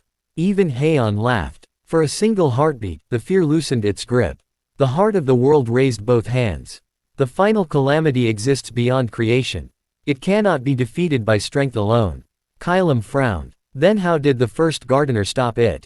Arya lowered her gaze. She didn't. Everyone looked toward her. I sealed it. I gave up the 8th garden. To buy the future another chance. Silence followed. So, Haon whispered. This is the battle you were never able to finish. Arya nodded. Yes. The final calamity's voice echoed across every garden. Little keeper, will you repeat her mistake? Darkness gathered around its claws. This time it attacked. Thousands of black spears rained from the heavens. Move, Adrian shouted. The battlefield erupted into motion. Victor and Miro leapt together. Victor shattered the falling spears with blazing strikes while Miro expanded shimmering barriers that protected the others. The twins moved as one. Leon intercepted every spear aimed at Noah. Meanwhile, Noah raised both hands. Golden Keeper sigils spread across the battlefield. The wounded floating island slowly stabilized. Lyra's lantern of starlight released thousands of tiny lights that healed injured garden spirits and strengthened everyone's resolve. Luna raced across the battlefield, guiding frightened spirits to safety. Master Orion and Kylam stood together. 2 generations of keepers. Their combined magic created a massive circle of ancient runes beneath the final calamity.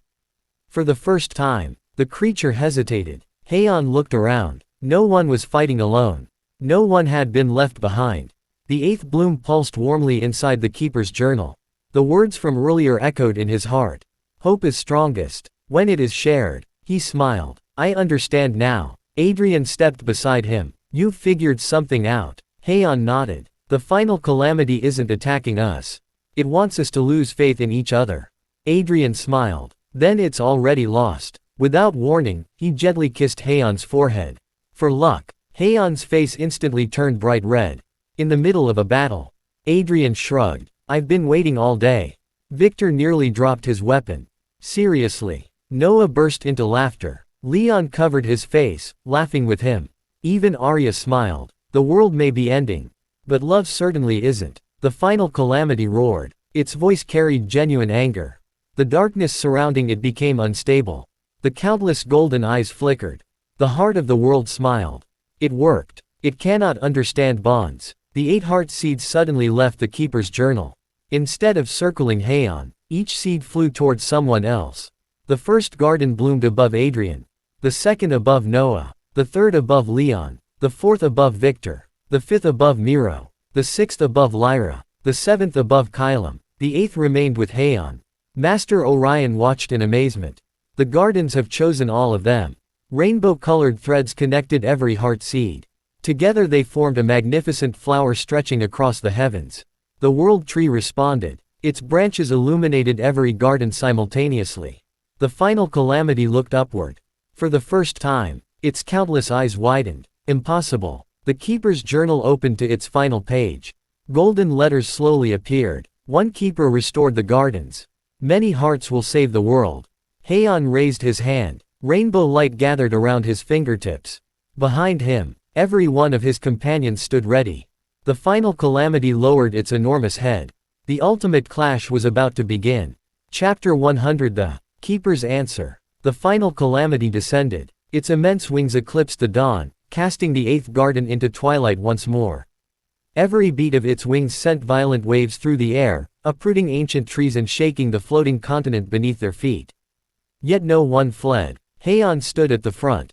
His silver-white hair danced in the storm as the keeper's journal hovered beside him. The 8 awakened heart seeds revolved around him in perfect harmony, painting the battlefield with brilliant ribbons of light. Behind him stood the people he cherished. Adrian, Noah, Leon, Victor, Miro, Lyra, Master Orion, Kylam, Arya, Luna. They formed a single line, not as soldiers following a commander, but as families standing beside one another. The final calamity lowered its enormous head. Every golden eye focused on Haon. Its voice echoed across every garden. Keeper, why do you still struggle? You know you cannot destroy eternity. The words carried neither anger nor hatred. Only certainty. Like an unavoidable law of nature. Haon took a slow breath.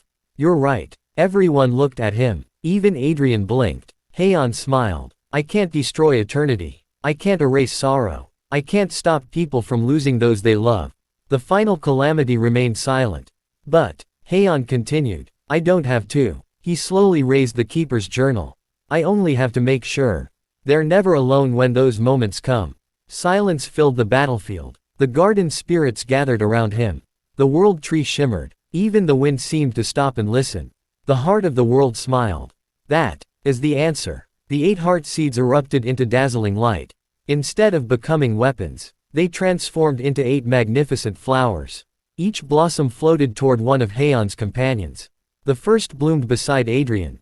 The second beside Noah. The third beside Leon. The fourth beside Victor. The fifth beside Miro. The sixth beside Lyra. The seventh beside Kylam. The eighth remained above Haon. Rainbow-colored vines of light connected every flower. The entire 8th garden became one enormous blooming sanctuary. The final calamity hesitated. Its countless eyes flickered. What is this? Arya smiled softly. The gardens were never made to defeat darkness. They were created to give every life a place to bloom. The creature roared. Darkness exploded from its body like an endless tidal wave. It swallowed mountains. It devoured rivers. It rushed toward the world tree. Protect the heart. Master Orion shouted. Everyone sprang into action. Victor and Miro held the front line, their powers intertwining seamlessly. Leon shielded Noah as Noah expanded radiant barriers across the battlefield. Lyra's lantern released thousands of starlights, healing the wounded garden spirits. Kylam and Arya combined their ancient magic, reinforcing the world tree's roots. Luna raced through the battlefield, guiding frightened spirits away from danger. Adrian never left Haon's side. Not for even a single step. The darkness finally reached them. Adrian stepped in front of Haon. His sword blazed brighter than the sunrise. No further. The darkness crashed against his barrier. The impact shattered the ground beneath his feet. Blood trickled from the corner of his mouth. Adrian. Haon caught him before he fell. Adrian laughed weakly. I told you. I'm staying beside you. Haon's eyes shimmered with tears. You idiot. You promised we'd go home together. Adrian gently cupped Haon's cheek. And we will. I just needed to buy you one moment. Haon closed his eyes. Tears slipped silently down his face. Not tears of despair, but gratitude. For every memory. Every laugh. Every quiet meal beneath the stars. Every hand that had reached. For his. When he opened his eyes again, they shone with quiet determination. He looked directly at the final calamity. I finally understand. The keeper's journal opened to its very last page.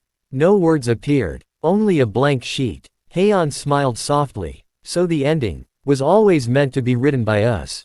He reached toward the empty page. Golden light flowed from his fingertips. One sentence slowly appeared. As long as people choose one another, hope will never disappear. The words echoed across every garden. The world tree answered. The heart of the world answered. Every restored garden answered. Even the stars themselves seemed to glow brighter. The final calamity let out a deafening roar. For the first time, cracks spread across its obsidian body. Its countless golden eyes widened. Impossible. Haon took Adrian's hand once more. He smiled. This is our answer. Together, the 8 heart seeds rose into the heavens. A rainbow of light illuminated every garden. And the final battle truly began. Chapter 101. A promise stronger than eternity.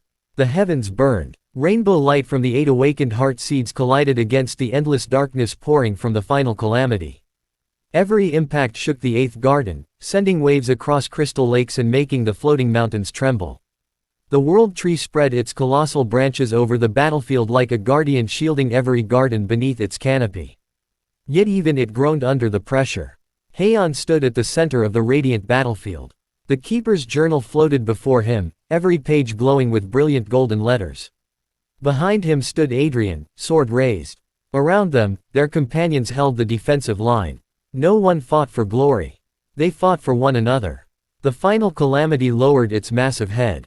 Its countless golden eyes focused only on Haon. Keeper, you believe bonds can overcome eternity. Its voice echoed like thunder. Then answer me. What happens when they leave you? The battlefield suddenly disappeared. Haon found himself standing in silence. The world tree, Gone. His friends. Gone. Only endless white stretched in every direction. A familiar voice called softly. Haon. He turned. Standing before him was his former self, the villain Omega from the original novel. The lonely young man with cold eyes and an empty smile. The version of himself who believed he would always be abandoned. You changed everything. The former Haon smiled sadly. But what if one day they leave? What if Adrian dies? What if Noah and Leon grow up? What if everyone you love disappears? Haon's expression became quiet. He had no answer. Because those things could happen. Far away, Adrian noticed Haon standing completely still. His silver eyes had lost focus. He fell into an illusion. Master Orion frowned. The final calamity attacks the heart. It forces people to face the future they fear most. Kylam gripped his staff. If Haon loses hope, the eighth bloom will disappear. Inside the illusion, the empty world began changing. Years passed in moments. Haon's silver hair grew longer. The cafe stood abandoned. Dust covered every table. The laughter that once filled the rooms had vanished. Photographs faded. Flowers withered. Silence remained. Haon quietly walked through the empty cafe. Is this my future? He reached for one dusty picture frame. It showed everyone smiling together. Adrian, the twins, Victor, Miro, Lyra, Kylam, Master Orion, Arya, Luna. As his fingers touched the glass, the image slowly disappeared, leaving only himself. Alone, his former self spoke again. This is eternity. You will outlive memories. You will lose everyone. You cannot protect happiness forever. So, why keep trying? Haon lowered his head. For a long time, he said nothing. Then, he smiled. A small, gentle, very Haon-like smile. You're right. I can't stop time. I can't stop people from leaving. I can't promise tomorrow. His former self looked surprised. But Haon picked up the faded photograph. That was never the point. The empty cafe slowly brightened. One chair moved by itself. Then another. Soft laughter echoed through the room. The scent of freshly baked bread returned. Flowers bloomed on the windowsill. Haon looked toward his former self. I don't protect moments because they'll last forever. I protect them because they're precious precisely because they don't. Tears filled his own eyes. If I can make someone smile today, if I can give them one happy memory, if I can let them know they were loved, then that moment will never truly disappear. The illusion cracked. Golden light spread across the empty world. The abandoned cafe transformed. It became the lively Everleaf Cafe once more. Noah laughed while helping customers. Leon carried trays of desserts. Victor complained dramatically about washing dishes. Miro secretly fixed Victor's mistakes. Lyra decorated the windows with flowers. Luna chased garden spirits around the tables. Master Orion peacefully drank tea. Kylam smiled as children asked him to tell stories. Arya quietly watered the garden. At the center, Adrian stood waiting. He smiled exactly as he always did. You took your time. Haon laughed through his tears. I got a little lost. Adrian opened his arms. You found your way back. Without hesitation, Haon walked into his embrace. Outside the illusion, rainbow light erupted from Haon's body. The eighth bloom shone brighter than ever before. The final calamity actually stepped backward. Its countless eyes widened. Impossible. Haon slowly opened his eyes. He was back. The battlefield. His friends. His family. Adrian was already holding his hand. You came back. Haon smiled warmly. I had to. You were waiting. The Keeper's journal opened by itself. New golden words appeared. The Keeper has answered eternity. Memories do not lose their value because they end. They become eternal because they are cherished. The world tree erupted in radiant rainbow blossoms. Across all 8 gardens, every flower bloomed at the same time. The final calamity let out a deafening roar. Its obsidian armor cracked further. For the first time since the battle began, the impossible being bled light. And everyone realized, the final calamity could be defeated.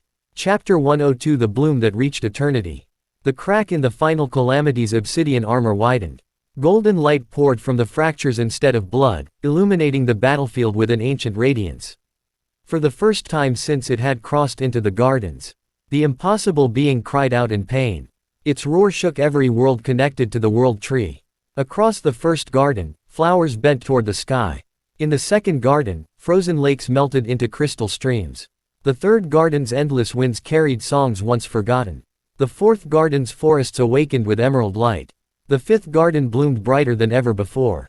The sixth garden basked beneath its first true sunrise. The seventh garden's stars shimmered like living jewels. And in the eighth garden, the world tree glowed with every color of creation. Haon stood beneath its radiant branches. The keeper's journal floated before him, no longer turning pages. Its story had reached its end. Or perhaps, its true beginning. The 8 heart seeds orbited gently around him, no longer weapons, but symbols of the lives they had protected. The final calamity lowered its massive head. Its countless golden eyes watched Haon in silence. When it finally spoke, its voice was no longer filled with arrogance. Only exhaustion. Keeper. Why? Haon looked up calmly. What do you mean? The creature's eyes dimmed. Why do you continue to protect a world that will one day forget you? Silence settled over the battlefield. Master Orion quietly lowered his staff. Even Arya closed her eyes.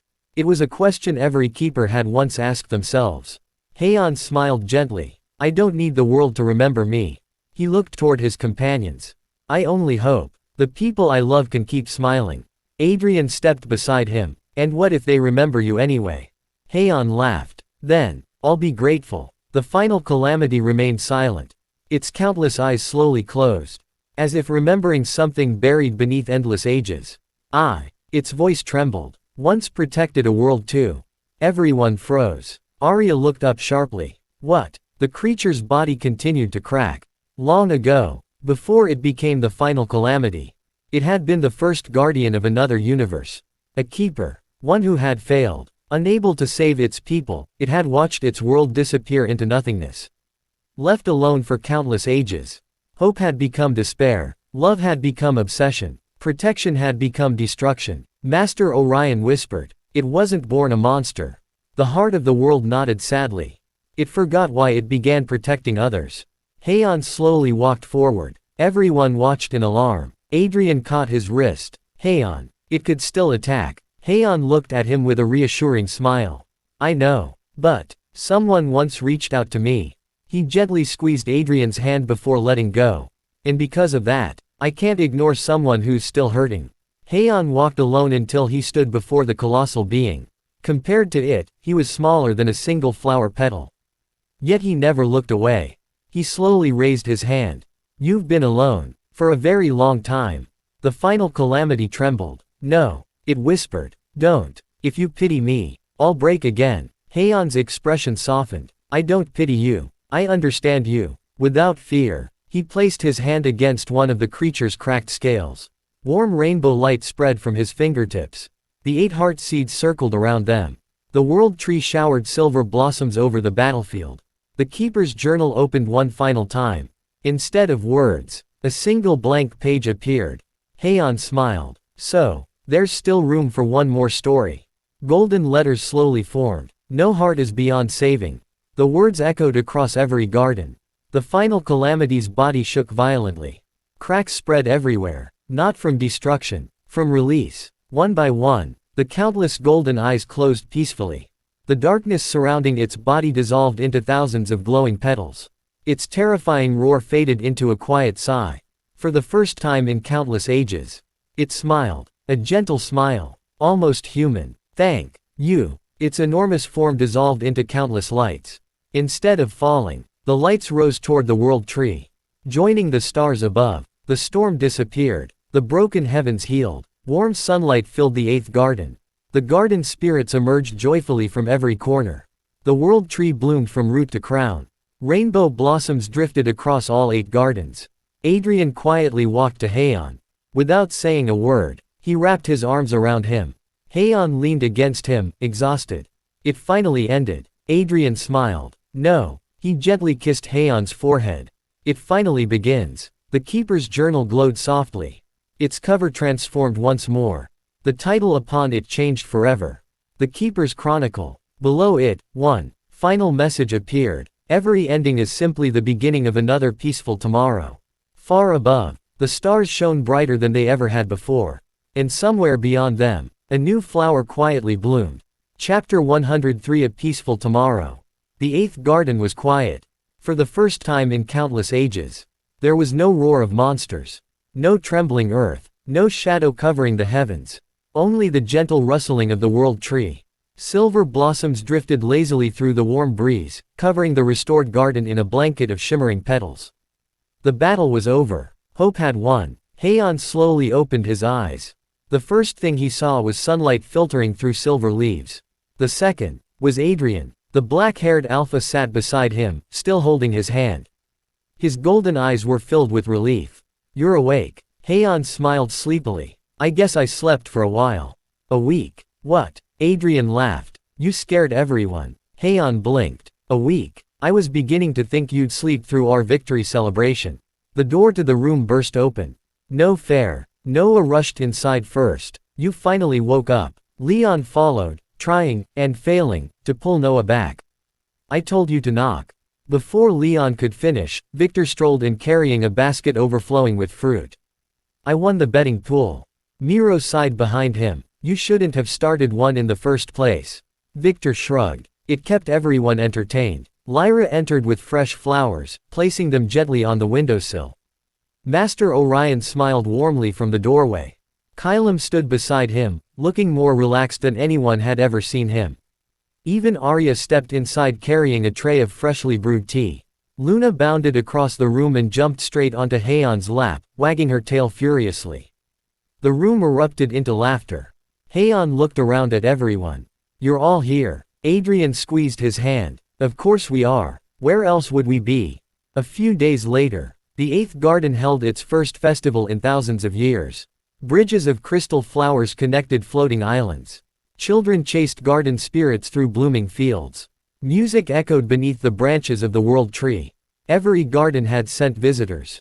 Keepers, scholars, families, travelers. The gardens were no longer divided. They had become one. At the center of the celebration stood the Everleaf Café. Rebuilt beneath the world tree. Its familiar wooden sign gently swayed in the breeze. Everleaf Café. A place where every journey can rest. Inside, Noah was enthusiastically serving pastries. Leon calmly rescued every order Noah accidentally mixed up. Victor loudly declared himself the cafe's official taste tester. Miro quietly reminded everyone that eating 12 desserts did not qualify as quality control. Lyra decorated every table with fresh flowers from the 8 gardens. Master Orion enjoyed his tea while pretending not to smile at everyone's antics. Kylam spent the afternoon telling children stories about the ancient keepers, carefully leaving out the embarrassing parts. Even Arya, the legendary first gardener, happily watered the cafe's garden while chatting with visitors as if she were an ordinary gardener. Luna received far more treats than any sensible wolf should. She accepted them proudly. Haon stood behind the counter wearing his familiar lavender apron. He watched the lively cafe with quiet happiness. This was the peaceful life he had dreamed about ever since awakening inside the villain Omega's body.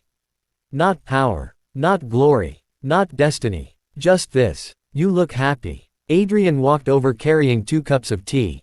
"I am." Haon accepted one. They stepped outside onto the cafe terrace. The world tree shimmered overhead. Beyond it, all 8 gardens stretched across the horizon like one endless paradise. Adrian leaned against the railing. "So, the world's finally safe." Haon nodded. "It is. What will you do now?" Haon looked toward the cafe. Toward his friends laughing together. Toward the children playing among the flowers. Toward Luna chasing butterflies. He smiled. "I'll bake bread." Adrian laughed. "That's your grand plan. And grow flowers. Anything else?" Haon thought for a moment. He quietly reached for Adrian's hand. "And spend every ordinary day with the people I love." Adrian intertwined their fingers. "I like that plan." "So do I." As the sun began to set, the keeper's journal floated gently from the cafe shelf. It opened by itself one final time. Golden letters slowly appeared across the final page. "The gardens have been restored. The keepers have fulfilled their promise. May every tomorrow bloom brighter than today." The book slowly closed. Its cover transformed into an ordinary leather journal. Its magic had fulfilled its purpose. Its story had finally reached its conclusion. That evening, beneath the glowing branches of the world tree, everyone gathered for one last meal together. There was laughter, friendly teasing, Too many desserts. Victor insisting he'd won every argument. Miro correcting him. Noah trying to bake with garden spirits. Leon apologizing to customers with practiced ease.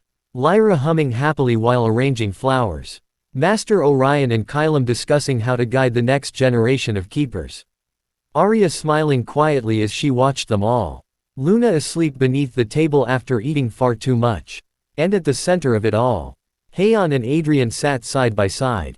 No battles remained. No destiny to escape. Only tomorrow. Haon leaned his head against Adrian's shoulder. We really did it. Adrian kissed the top of his silver hair. We did. Above them, a single rainbow blossom drifted from the world tree. It landed gently on the table between them. A silent blessing. For the keeper who had chosen kindness. For the companions who had become family. For a villain Omega, who had rewritten fate. Chapter 104. The story continues. 1 year later, morning sunlight filtered through the leaves of the world tree. The 8 gardens had changed. The broken borders that once separated them had vanished completely. Crystal bridges connected floating islands across the skies. Airships carrying travelers drifted peacefully between the gardens. Children from every nation played together without fear, no longer caring which garden they had been born in. The age of isolation had finally ended. A new era had begun. The gentle chime above the Everleaf Cafe door rang. Welcome. Haon looked up from kneading bread dough and smiled. A group of young travelers stepped inside, their eyes sparkling with excitement. One little Omega boy gasped. So this is the famous Everleaf Cafe. His alpha sister tugged on his sleeve. Don't stare, but it's really him. Haon laughed softly. You don't have to be nervous. We still serve everyone the same bread. The children giggled. Behind the counter, Noah proudly placed freshly baked blossom buns onto a tray. I made these. Leon immediately corrected him. We made these. Noah smiled sheepishly. Right. Victor, now self-appointed, head of customer happiness, loudly greeted every guest as though they were royalty.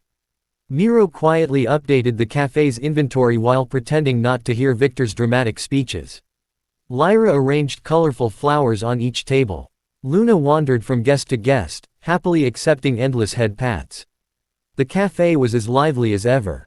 Outside, Adrian finished helping gardeners plant new saplings beneath the world tree. His once formal black coat was now covered with a simple gardening apron. Haon laughed when he saw him. You have dirt on your face. Adrian raised an eyebrow. So do you. Before Haon could answer, Adrian gently brushed flour from Haon's cheek. There. Much better. Haon's ears turned pink. We're at work. So, you still blush. Their quiet moment ended when Victor loudly cleared his throat. We can all see you. Noah covered his face dramatically. They're flirting again. Leon sighed. They never really stopped. Everyone laughed. Even Haon couldn't hide his smile anymore. That afternoon, Master Orion officially opened the Keeper Academy beneath the world tree. Young students from all 8 gardens gathered together. Some wished to become keepers. Others wanted to become healers, scholars, gardeners, or explorers. Master Orion looked at Haon. Would you like to give today's first lesson? Haon blinked. Me. You've earned it. Haon hesitated before walking to the front. The children looked at him expectantly. One little girl raised her hand. Master Keeper, what's the strongest magic in the world? The students leaned forward eagerly. Haon smiled. The strongest magic is kindness that never expects a reward. The room fell silent. He continued. A single kind choice can change someone's entire life. It changed mine. The children nodded thoughtfully. Master Orion smiled proudly. As sunset painted the sky gold, everyone gathered for a picnic beneath the world tree. The twins ran through the flower fields, their black hair and bright golden eyes shining beneath the warm light as they laughed together with Luna chasing after them. Victor challenged Noah to another cooking competition. Miro had already prepared scorecards. Leon quietly judged the desserts. Lyra crowned Arya with a wreath of fresh blossoms. Kylam watched the younger generation with peaceful eyes. For the first time in centuries, the ancient keepers no longer carried regret, only hope. Later that evening, Haon and Adrian climbed a quiet hill overlooking all 8 gardens. Lights twinkled below like stars scattered across the earth. Haon rested against Adrian's shoulder. It's beautiful. Adrian intertwined their fingers. It is. After a comfortable silence, Adrian smiled. Do you regret anything? Haon looked toward the glowing Everleaf Cafe. Toward their family laughing in the distance. Toward the world tree standing proudly beneath the stars. He smiled. Only one thing. Adrian blinked. What? Haon laughed softly. I should have quit being a villain much sooner. Adrian laughed until tears gathered in his eyes. I completely agree. The world tree released one final shower of rainbow blossoms. The petals drifted across every garden. Across every home. Across every heart. And somewhere, carried by the evening breeze, the old keeper's journal rested quietly on a shelf inside the cafe. Its pages no longer glowed. Its story had been told. But beside it, a new, blank journal waited, ready for the next person who would write their own story. Because peace was never the end. It was simply the beginning of countless new adventures. Chapter 105, the first page of forever. 3 years had passed, not in silence, not in sorrow, but in laughter. The 8 gardens flourished together as one peaceful world, connected by crystal bridges, blooming skies, and the mighty world tree whose silver branches embraced every horizon. What had once been kingdoms separated by fear had become neighbors sharing festivals, trade, knowledge, and friendship. The age of keepers had not ended. It had simply changed. The Everleaf Cafe had become the heart of the 8 gardens. Every morning before sunrise, Haon opened its wooden doors with the same gentle smile. The familiar bell chimed. Welcome. Travelers from every garden entered, bringing stories from distant lands. Some came for the famous blossom bread. Others for nose desserts. Many simply wished to meet the legendary keeper who had saved the world. Haon treated every guest exactly the same. With warm tea, fresh bread, and kindness. Behind the counter, Adrian quietly arranged cups on the shelves. Years had passed, but whenever no one was looking, his eyes still drifted toward Haon. It had become a habit. One he never wanted to lose. Haon noticed. You're staring again. I am. Shouldn't you be working? I am. You haven't moved. I don't need to. Haon laughed. You've become shameless. Adrian smiled. I learned from the person I love. The nearby customers smiled knowingly. Victor sighed dramatically. They've been together for years, and they're somehow even sweeter. Miro closed the account book. I've accepted that this cafe runs on romance as much as coffee. Everyone burst into laughter. Haon's cheeks turned pink. Outside, the twin boys raced through the flower fields beneath the world tree. Their black hair danced in the breeze, and their bright golden eyes sparkled with excitement as Luna chased after them. Dad, one of them waved toward Haon. We found another garden spirit. Haon walked outside. A tiny glowing spirit peeked from behind one twin's shoulder before happily floating onto Haon's hand. It chirped softly. Adrian smiled. They really do love you. Haon stroked the tiny spirit gently. I think they just like anyone who gives them snacks. The twins laughed. We learned that from Uncle Victor. Victor proudly placed a hand over his chest. I've raised them well. No, you haven't. Miro answered immediately. That afternoon, the Keeper Academy welcomed its newest class. Master Orion officially retired as headmaster. The students stood and applauded as he walked to the stage. My time has come. He smiled warmly. The gardens no longer need old heroes. They need people who believe in tomorrow. He looked toward Haon. And I know exactly who should guide them. Haon froze. Me. The students immediately began cheering. Master Haon, please teach us. I want to become a keeper. Haon looked helplessly toward Adrian. Adrian simply smiled. I think you've already accepted. I haven't. You will. Haon sighed dramatically. You're all impossible. That evening, after the celebration ended, Haon and Adrian climbed to the highest hill overlooking the 8 gardens. The world tree glowed beneath a sky filled with countless stars. Floating lanterns drifted peacefully through the night. The twins had already fallen asleep after an entire day of playing. Luna rested beside them. The world was quiet, peacefully ordinary, exactly the way Haon had always dreamed. Adrian gently reached into his pocket. I've been carrying this around for months. Haon tilted his head. What is it? Adrian knelt on one knee. Haon's eyes widened. The entire world seemed to stop. Adrian opened a small wooden box. Inside rested 2 beautifully crafted silver rings, engraved with tiny blooming flowers from all 8 gardens. I know we already chose each other long ago. I know we don't need another promise. But I still want to ask. He looked up at Haon with the same gentle eyes that had always believed in him. Haon, will you keep walking beside me? For every ordinary tomorrow we have left. Tears immediately filled Haon's violet eyes. He laughed through them. You really picked the perfect place. Adrian smiled nervously. I hoped you would like it. Haon knelt in front of him. He cupped Adrian's face with both hands. I loved you long before today. I'll love you through every tomorrow. And, he laughed softly. Yes, I'll stay beside you forever. Adrian slipped the ring onto Haon's finger. Haon did the same. They embraced beneath the world tree as rainbow blossoms drifted around them like blessings. Not as a hero in his destiny. Not as an alpha and an omega bound by fate. But simply, two people who had chosen each other. Far away, inside the quiet Everleaf Cafe, the old keeper's chronicle rested peacefully on its shelf. Beside it lay the new blank journal. Without anyone touching it, the first words slowly appeared across its opening page. Every peaceful tomorrow begins with someone choosing kindness today. Outside, the world tree released another shower of glowing blossoms. The 8 gardens shimmered beneath the stars. And somewhere beyond the horizon, a new adventure quietly waited. Not because fate demanded it, but because life always continues. Chapter 106 The Wedding Beneath the World Tree. Spring arrived once again. 3 months had passed since Adrian's proposal on the hill overlooking the 8 gardens.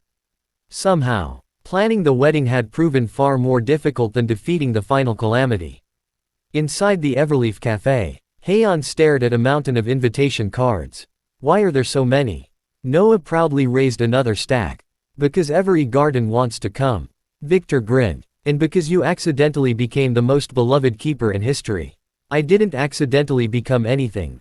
You absolutely did. Miro adjusted his glasses. Current estimate. He checked his notebook. Approximately 12,000 confirmed guests. Haon nearly dropped his teacup. 12,000. Leon gently patted his shoulder. We're already preparing overflow seating. Haon buried his face in his hands. I just wanted a small wedding. Outside, Adrian watched through the cafe window, smiling to himself. Master Orion approached quietly. Nervous. Adrian laughed. Terrified. You fought the final calamity.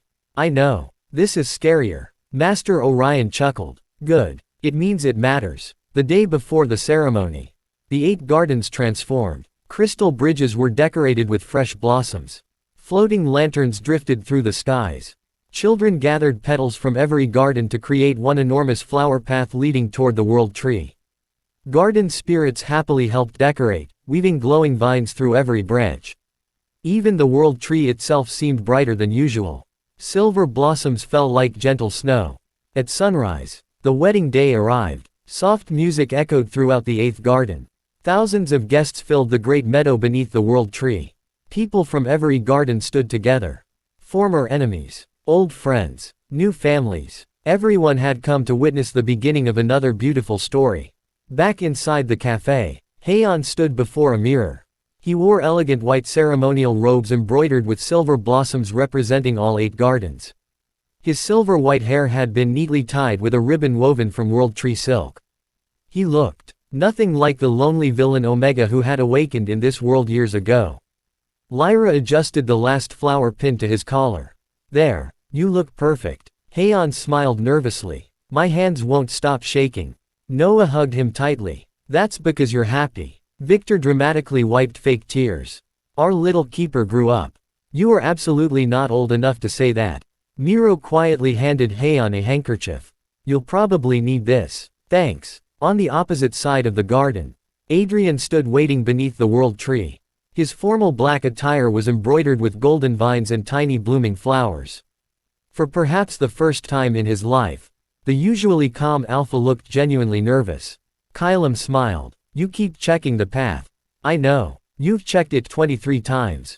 24. Master Orion laughed. Love makes even heroes impatient.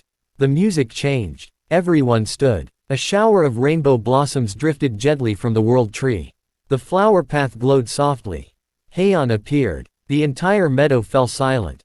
Adrian forgot to breathe. Haon walked slowly toward him. Every step carried memories. The lonely beginning. The cafe. The gardens. The battles. The laughter. Every ordinary day they had protected together. When Haon finally reached him, neither of them spoke. They simply smiled. Arya stepped forward as the officiant. The world tree has witnessed countless promises. But today, it witnesses one chosen freely. She looked at Adrian. Do you promise to walk beside Haon? Not because destiny commands it, but because your heart chooses him. Adrian never looked away from Haon. I do. I'll choose him. Every morning. Every tomorrow. As many times as life allows. Arya smiled before turning toward Haon. And you? Haon laughed softly through happy tears. I've already been choosing him for years. So, I do. Again. And again. And for the rest of my life. The rings they had exchanged months before began glowing. Tiny blossoms bloomed around them.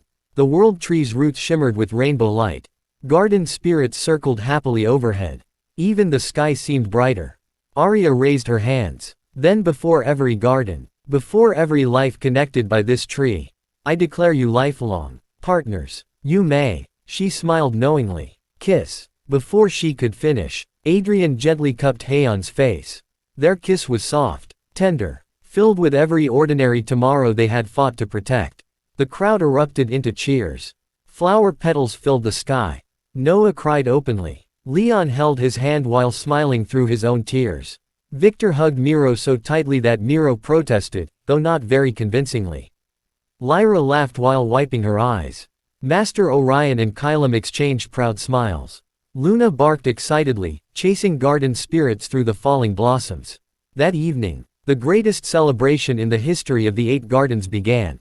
Music echoed until the stars appeared. Children danced beneath glowing lanterns. The Everleaf Cafe served free meals to every guest.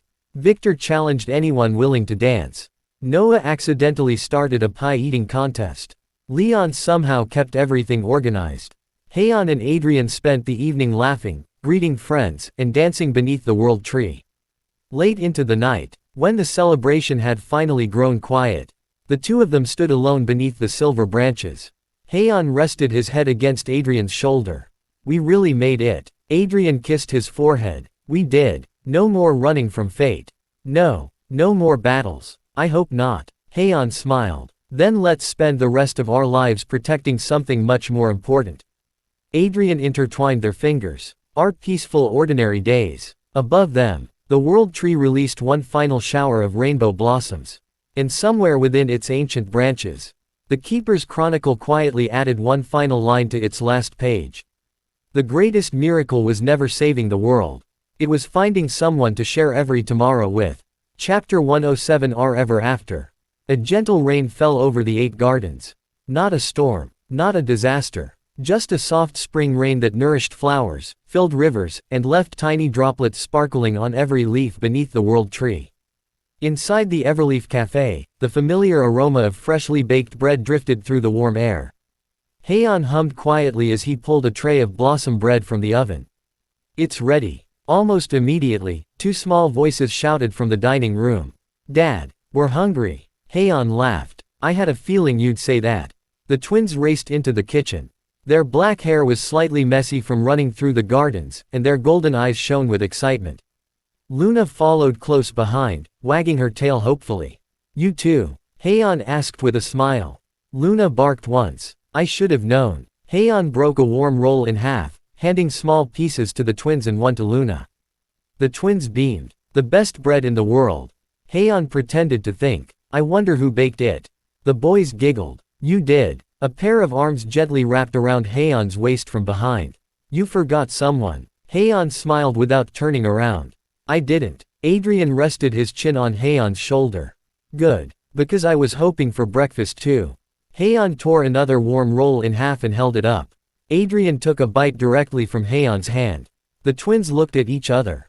Ew. They're being sweet again. Adrian laughed. I'll never stop. Haon hid his blush behind the bread basket. The cafe slowly filled with its usual morning guests. Victor burst through the front door first. I smell breakfast. Miro followed, carrying neatly organized ledgers. You smell free breakfast. They're the same thing. Noah and Leon arrived carrying baskets of fresh fruit from the orchards. Lyra entered moments later with bouquets of rainbow blossoms. Master Orion and Kylam took their favorite table by the window. Arya quietly watered the cafe garden before joining everyone for tea. It had become a routine. One that nobody wanted to change. After breakfast, the twins tugged on Haon's sleeves. Dad, can we go to the hill? The one where father proposed. Adrian smiled. I think that's a wonderful idea. Soon everyone made their way through the flower fields beneath the world tree. Children laughed. Garden spirits floated lazily through the air. Butterflies danced among blooming flowers. The peaceful world they had fought so hard to protect was alive with joy. At the top of the hill, the twins sat between Haon and Adrian. One leaned against Haon, the other leaned against Adrian. Luna curled up at their feet. Far below, the Everleaf Cafe looked tiny beneath the enormous world tree. Noah pointed toward the distant cafe. I still can't believe that little shop became the center of the world. Victor laughed. It all started because someone wanted a peaceful life. Everyone turned toward Haon. He rubbed the back of his neck. I really did. And you got it, Adrian said softly. I did. The afternoon passed with games, music, and stories. Master Orion told amusing tales from his younger days. Kylam admitted that some of them were true. Victor challenged everyone to a race and somehow lost to Luna. Miro claimed he had predicted the outcome. Lyra crowned the twins with flower wreaths. Noah and Leon prepared a picnic so large that no one could finish it. As the sun slowly began to set, golden light painted the 8 gardens. Haon quietly watched everyone laughing together. Years ago, he had awakened inside the body of a villain destined to lose everything. He had only wanted to survive. Instead, he had found a family, a home, a future, and a love that had rewritten destiny itself. Adrian gently intertwined their fingers. What are you thinking about? Haon smiled. I'm thinking that this ending is even better than the one I dreamed of. Adrian kissed the back of his hand. It's not an ending. It's just another chapter. Haon nodded. You're right. There are still so many ordinary days waiting for us. As twilight settled over the 8 gardens, the world tree released countless rainbow blossoms into the evening sky. The petals drifted over the cafe, over the academy, over every village and every family. The old keeper's chronicle rested peacefully inside the Everleaf Cafe. Its final page glowed one last time before the light gently faded forever. One final message remained. The world was not saved by the strongest hero. It was saved by a kind soul who simply wished for a peaceful life, and shared that peace with everyone else. Haon looked at Adrian. Adrian smiled back. The twins laughed as they chased glowing petals with Luna. Their family, their friends, their home, their tomorrow. Haon closed his eyes and whispered with a content smile. I'm finally happy. The breeze carried his words across all 8 gardens. And somewhere beyond the endless sky, the flowers continued to bloom. End of chapter 107. End of volume 6, The Garden of Falling Stars. Thank you for listening to II Fiction Stories. Please like, comment, share and subscribe. See you next time.